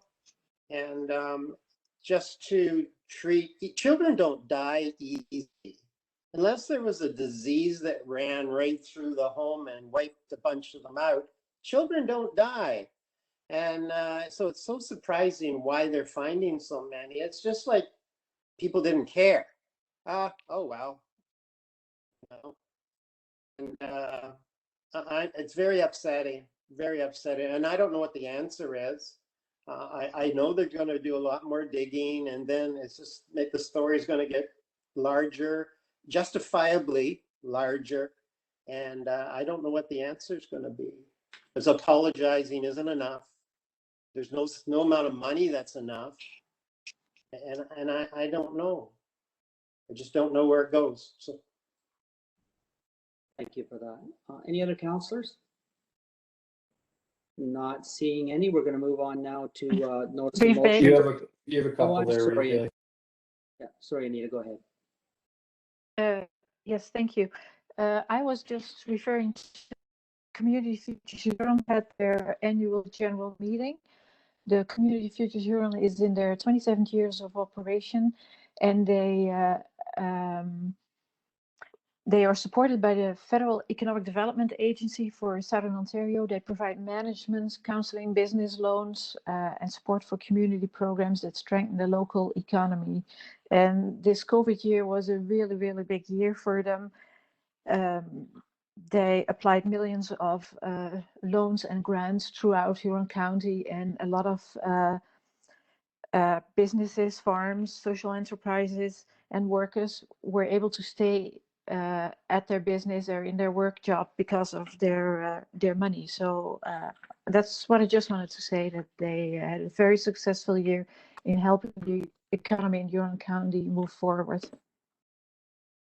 And also the Regional Relief and Recovery Fund for businesses is still open till the end of June. They extended the deadline, so if there's still businesses or whoever needs more money, they can apply by the Community Futures for that. Thank you. Thank you. Go ahead, Trevor. Yes, Reed Bailey. I did want to make mention that the municipality of North Huron is going to be hosting a vaccination clinic on June the 10th and the 24th at the North Huron Westcast Community Complex. I have not heard, so I'm wondering if Dwayne or what could mention whether we have enough volunteers for those two clinics. But I think it's very important, the fact that we have those two clinics in North Huron again, and I would suggest that more should come. But I mean, I'll take with what we get, and I mean, what we got is these two clinics, and I think it's going to be a great thing for now that the province has made mention today that stage 1 will start on Friday at 12:01 a.m. So I think that is a good news story. If we could have a good news story during COVID anymore, that is a good news story that we are beginning to see changes and started the reopening process. So I mean, I'm hopeful that that can continue, and with vaccinations and that will continue to rise. I'm thinking that we will have hopeful a more increased level of vaccinations, and therefore, you know, our phases can start to open even faster than originally. But they're 21 days after stage 1. But I mean, that's a good news story. Dwayne, Vicky, can you guys add whether there has been whether is a shortage of volunteers or not? I haven't heard. I'm not available. Paul, I'll come to you. No, Okay, I just want to say, when I signed up, they needed one more volunteer for the last day. So they must be just about full by now. That's back over a week ago. Anita? One more volunteer. Yeah, all the volunteers, all the volunteer positions are filled. The vaccination clinic for June the 10th is also completely filled. There's still some openings for June the 24th. So I encourage people to get at it, even for your second one, if you need that still happening. Thank you. Vicky, did you want to say something? Sure. So through your worship, I'll jump in here and just in response to Deputy Reeves' site, we will be hosting clinics on July the 8th and the 22nd as well. I think so. There'll be two more clinics to be held, and it's after that we don't know. But in terms of, or at least as of this morning, the screeners or greeters positions are filled for the 10th. I believe they're filled for the 24th as well, correct, Dwayne? Or yeah, they're filled for the 24th as well. But we will be looking for some greeters in July. Thank you very kindly. And listen, I want to throw a big shout out to Howick, the municipality of Howick, because they threw some volunteers in there and their staff, and we're all pulling together. We're all pulling in the same direction. So I want to say thank you to everyone. Go ahead, Deputy Reeves. Yeah, Reeve, actually the one question I was going to ask, as the news has broken today about the stage 1, is council previous to the reopenings, this reopening schedule, had provided staff with a direction based on orange, red, whatever, green. Is it the intent? I'm assuming it is the intent of staff to come back with a report at some point to tell us how things are going to open from a town hall, when what their recommendations from a town hall opening is, from an in-person council meetings to stuff. Like I know it's early on but we knew June 14th was going to come at some point. So I'm just wondering, is there going to be an emergency operations meeting, or is there going to be a report come back to council on the next council meeting to discuss the reopening plan of North Huron? So through your worship, in terms of, so yes, just I'll maybe add as far as, in terms of internal staffing, we've kept our numbers at town hall very, very minimal. And when we get into step 2 of the roadmap, I'm looking to, we'll increase our staffing levels. That should be around July 5th, perhaps earlier. We'll wait and see, but yes, we'll be holding an emergency operations center to discuss more details in the near future. Thank you. Go ahead. Through you, your worship, just to add to that, council, I'm sure, is aware that it's a 3-step plan, and it is step 1 that we're entering into early on Friday rather than on the 14th. I was looking at the indoor capacity or gathering limits for step 1 and step 2, and it doesn't appear to increase very much on indoor limits. It's the outdoor limits that they're focused on. And in terms of indoor recreational facilities, we will not be able to open the indoor recreational facilities until we get into step 3. And that will be the earliest would be the last week in July. That would be the earliest for indoor facilities. Thank you very much, Vicki. Anyone else? Go ahead, Paul. You're muted. Good. Steve, yes, thank you. This weekend they had the Alice Munro Festival of Short Stories, and I don't have the numbers back yet, but on the Friday with the schools, they just had overwhelming number of them, just unbelievable. And they had the 4 different readers coming in, and I saw one of the things, they just were super happy with it, is how it went.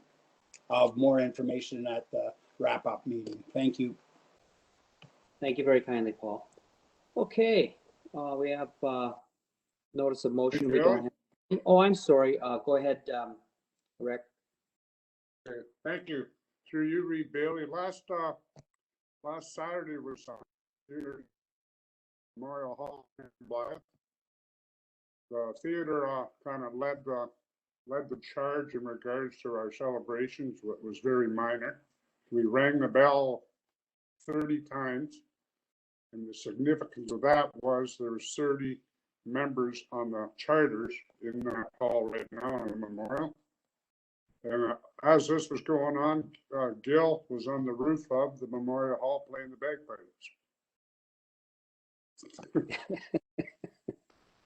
That was on a good note. I got another question or concern or regards.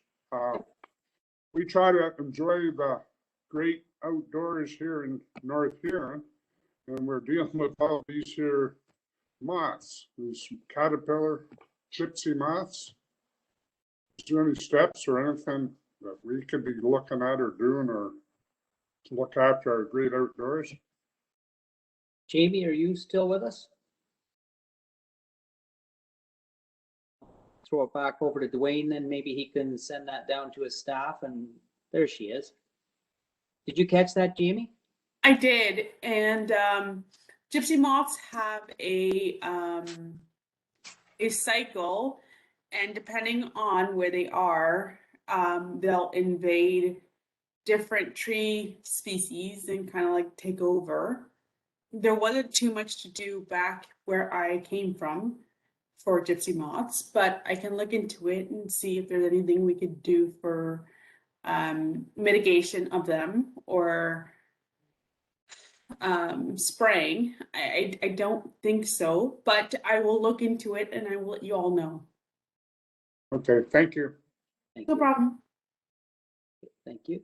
Anyone else? Okay, not seeing anyone. We're going to go to bylaws. Bylaw 11.1, bylaw number 10-2021, municipal drain rehabilitation for the Murray Scott Municipal Drain and Stream Rehabilitation Project 2021, third and final reading. Do I have a mover? I have Deputy Reeve moving it, and I have Paul Heffer seconding it. Carson, I'll give it over to you. Thank you, Your Worship. So the motion on the floor is that bylaw number 10/2021, being a bylaw to provide for a municipal drain rehabilitation in the township of North Huron in the county of Huron, Murray Scott Municipal Drain and Stream Rehabilitation Project 2021, be read a third and final time, be signed by the Reeve clerk, and be engrossed in the bylaw book. So Deputy Reeve Sipe. Councillor Falconer. Yes. Councillor Heffer. Yes. Councillor Van Hitterson. Yes. Councillor Palmer. Yes. Councillor McBurney. Yes. And Reeve Bailey. Yes. So that motion carries 7-0. Thank you. 11.2, bylaw number 45-2021, agreement with the Apex Studio Inc. for internet design project. Do I have a mover? I have Paul Heffer moving. Do I have a seconder? Second, I have Rick McBurney seconding. Okay, Carson, yours again. Thank you, Your Worship. So the motion on the floor is the bylaw number 45, 2021, being a bylaw to authorize the execution of a short-term contract between the corporation of the Township of North Huron and Shizra Sakib, Aptic Studios, Inc., for the purpose of an intranet design project, be introduced, read a first, second, third, and final time, be signed by the Reeve clerk, and be engrossed in the bylaw book. So Councillor Falconer, Yes. Councillor Heffer, Yes. Councillor Van Hitterson, Yes. Councillor Palmer, Yes. Councillor McBurney, Yes. Deputy Reeve Sipe, Yes. and Reeve Bailey. Yes. So that motion carries 7-0. Thank you very kindly. Bylaw number 46, 2021, Indigenous Land Acknowledgement Policy. Do I have a mover? I have Kevin Faulkner moving. I have Deputy Reeve Sipe seconding. Give it to you, Carson. Thank you, Your Worship. That bylaw number 46, 2021, being a bylaw to adopt an Indigenous land acknowledgement policy for the corporation of the Township of North Huron, be introduced, read a first, second, third, and final time, be signed by the Reeve clerk, and be engrossed in the bylaw book. So Councillor Heffer, No. Councillor Van Hitterson, Yes. Councillor Palmer, No. Councillor McBurney, Yes. Deputy Reeve Sipe, Yes. Councillor Falconer, Yes. and Reeve Bailey. Yes. So that motion carries 5-2, with the noes being Councillor Heffer and Councillor Palmer. Thank you. Bylaw number 47-2021, agreement with Green Tech International, Inc. for electronic waste. Do I have a mover? I have Anita Van Henderson moving, and I have Paul Heffer seconding. Carson?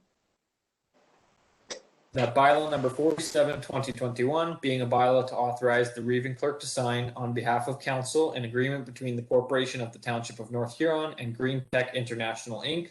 for the collection, handling, repurposing, and recycling of electronic waste, be introduced, read a first, second, third, and final time, be signed by the Reeve clerk, and be engrossed in the bylaw book. So Councillor Van Hitterson, Yes. Councillor Palmer, Yes. Councillor McBurney, Yes. Deputy Reeve Sipe, Yes. Councillor Falconer, Yes. Councillor Heffer, Yes. and Reeve Bailey. Yes. So that motion carries 7-0.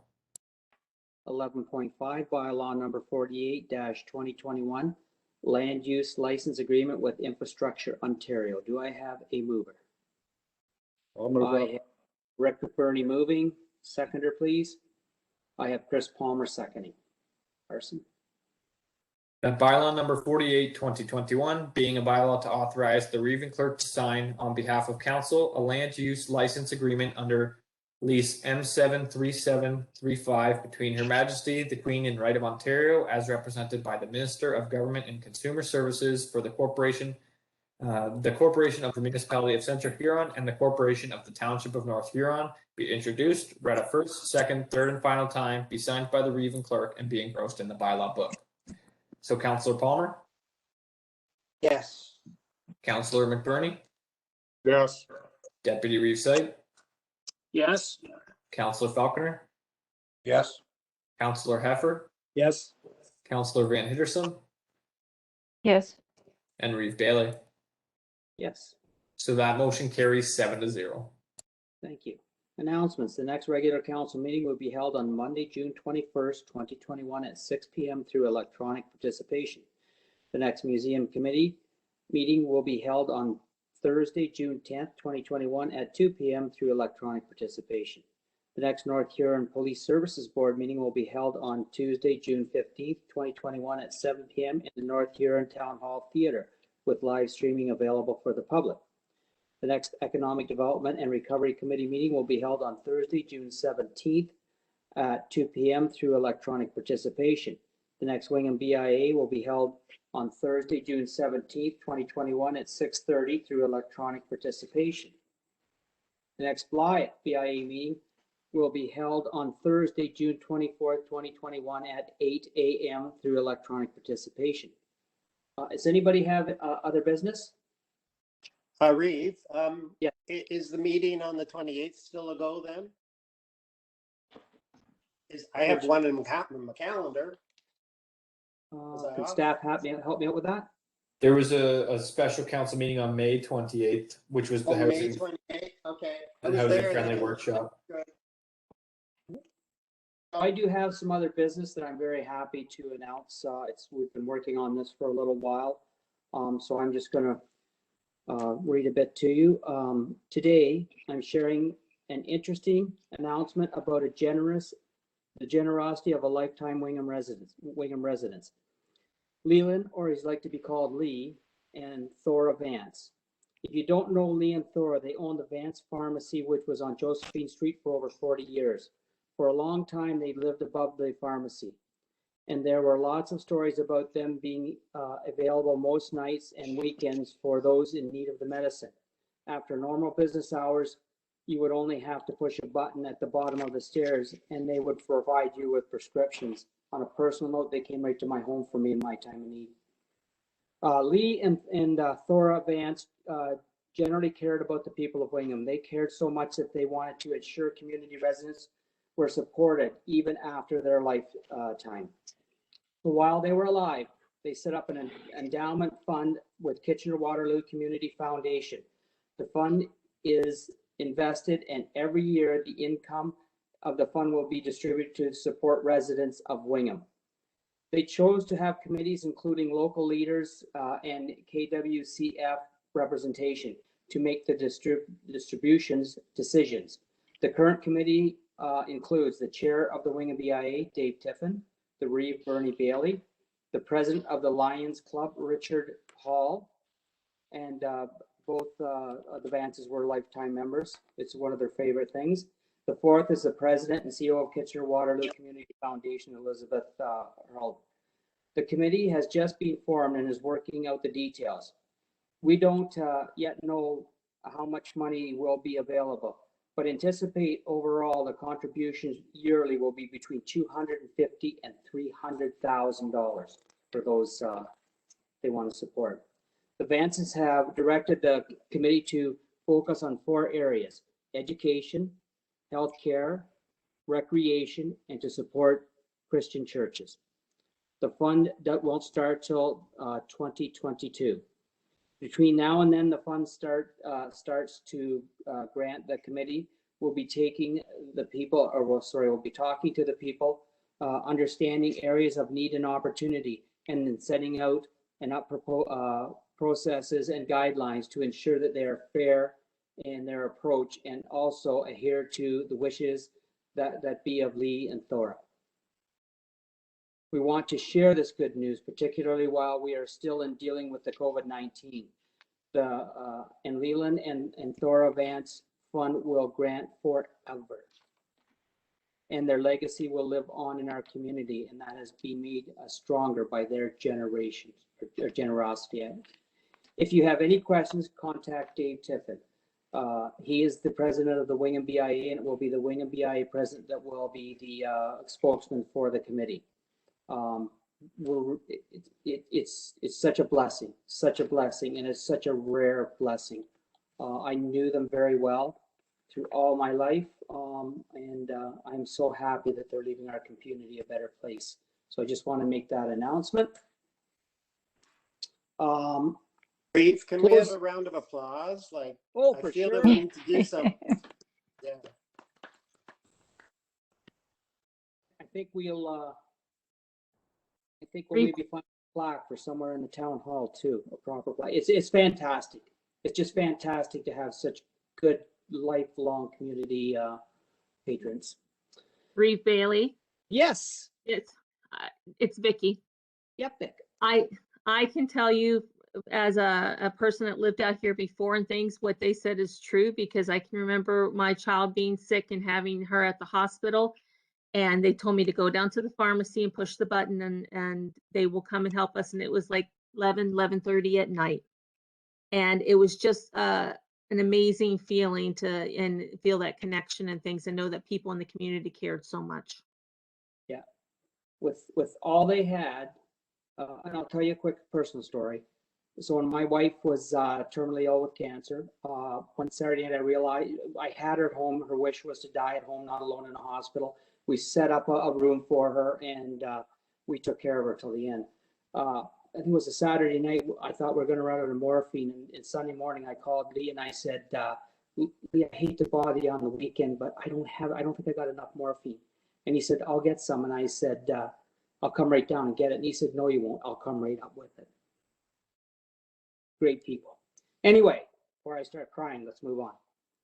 Closed session, there is none. Confirmation of bylaw. That the bylaw number 49, 2021 being a bylaw to adopt and confirm and ratify the matters dealt with us at the Council of the Township of North Huron at the June 7th, 2021 meeting. Be introduced, read a first, second, and third and final time. Be signed by the Reeve and clerk and engrossed in the bylaw books. Adjournment. Sorry, do I have a mover, I think, for that one? I have Anita Van Hindersum and Chris Palmer seconding. Carson? Thank you, Your Worship. So Councillor Palmer, Yes. Councillor McBurney, Yes. Deputy Reeve Sype. Deputy Reeve Sype, I think you're muted there. I abstain due to the conflict. Okay. Councillor Falconer, Yes. Councillor Heifer, Yes. Councillor Van Hittersum, Yes. and Reeve Bailey. Yes. So that motion carries 6-0 with Deputy Reeve Sype abstaining. Thank you.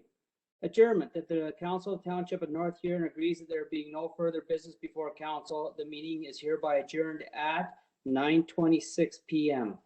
Do I have a mover? I have Paul Heffer moving. I have Rick McBurney seconding. Carson, last time tonight. Thank you, Your Worship. So Councillor McBurney, Yes. Deputy Reeve Sype, Yes. Councillor Falconer, Yes. Councillor Heifer, Yes. Councillor McBurney, or Councillor Van Hittersum, sorry, Yes. Councillor Palmer, Yes. and Reeve Bailey. Yes. So that motion carries 7-0. Good night, everyone. Stay safe. Good night.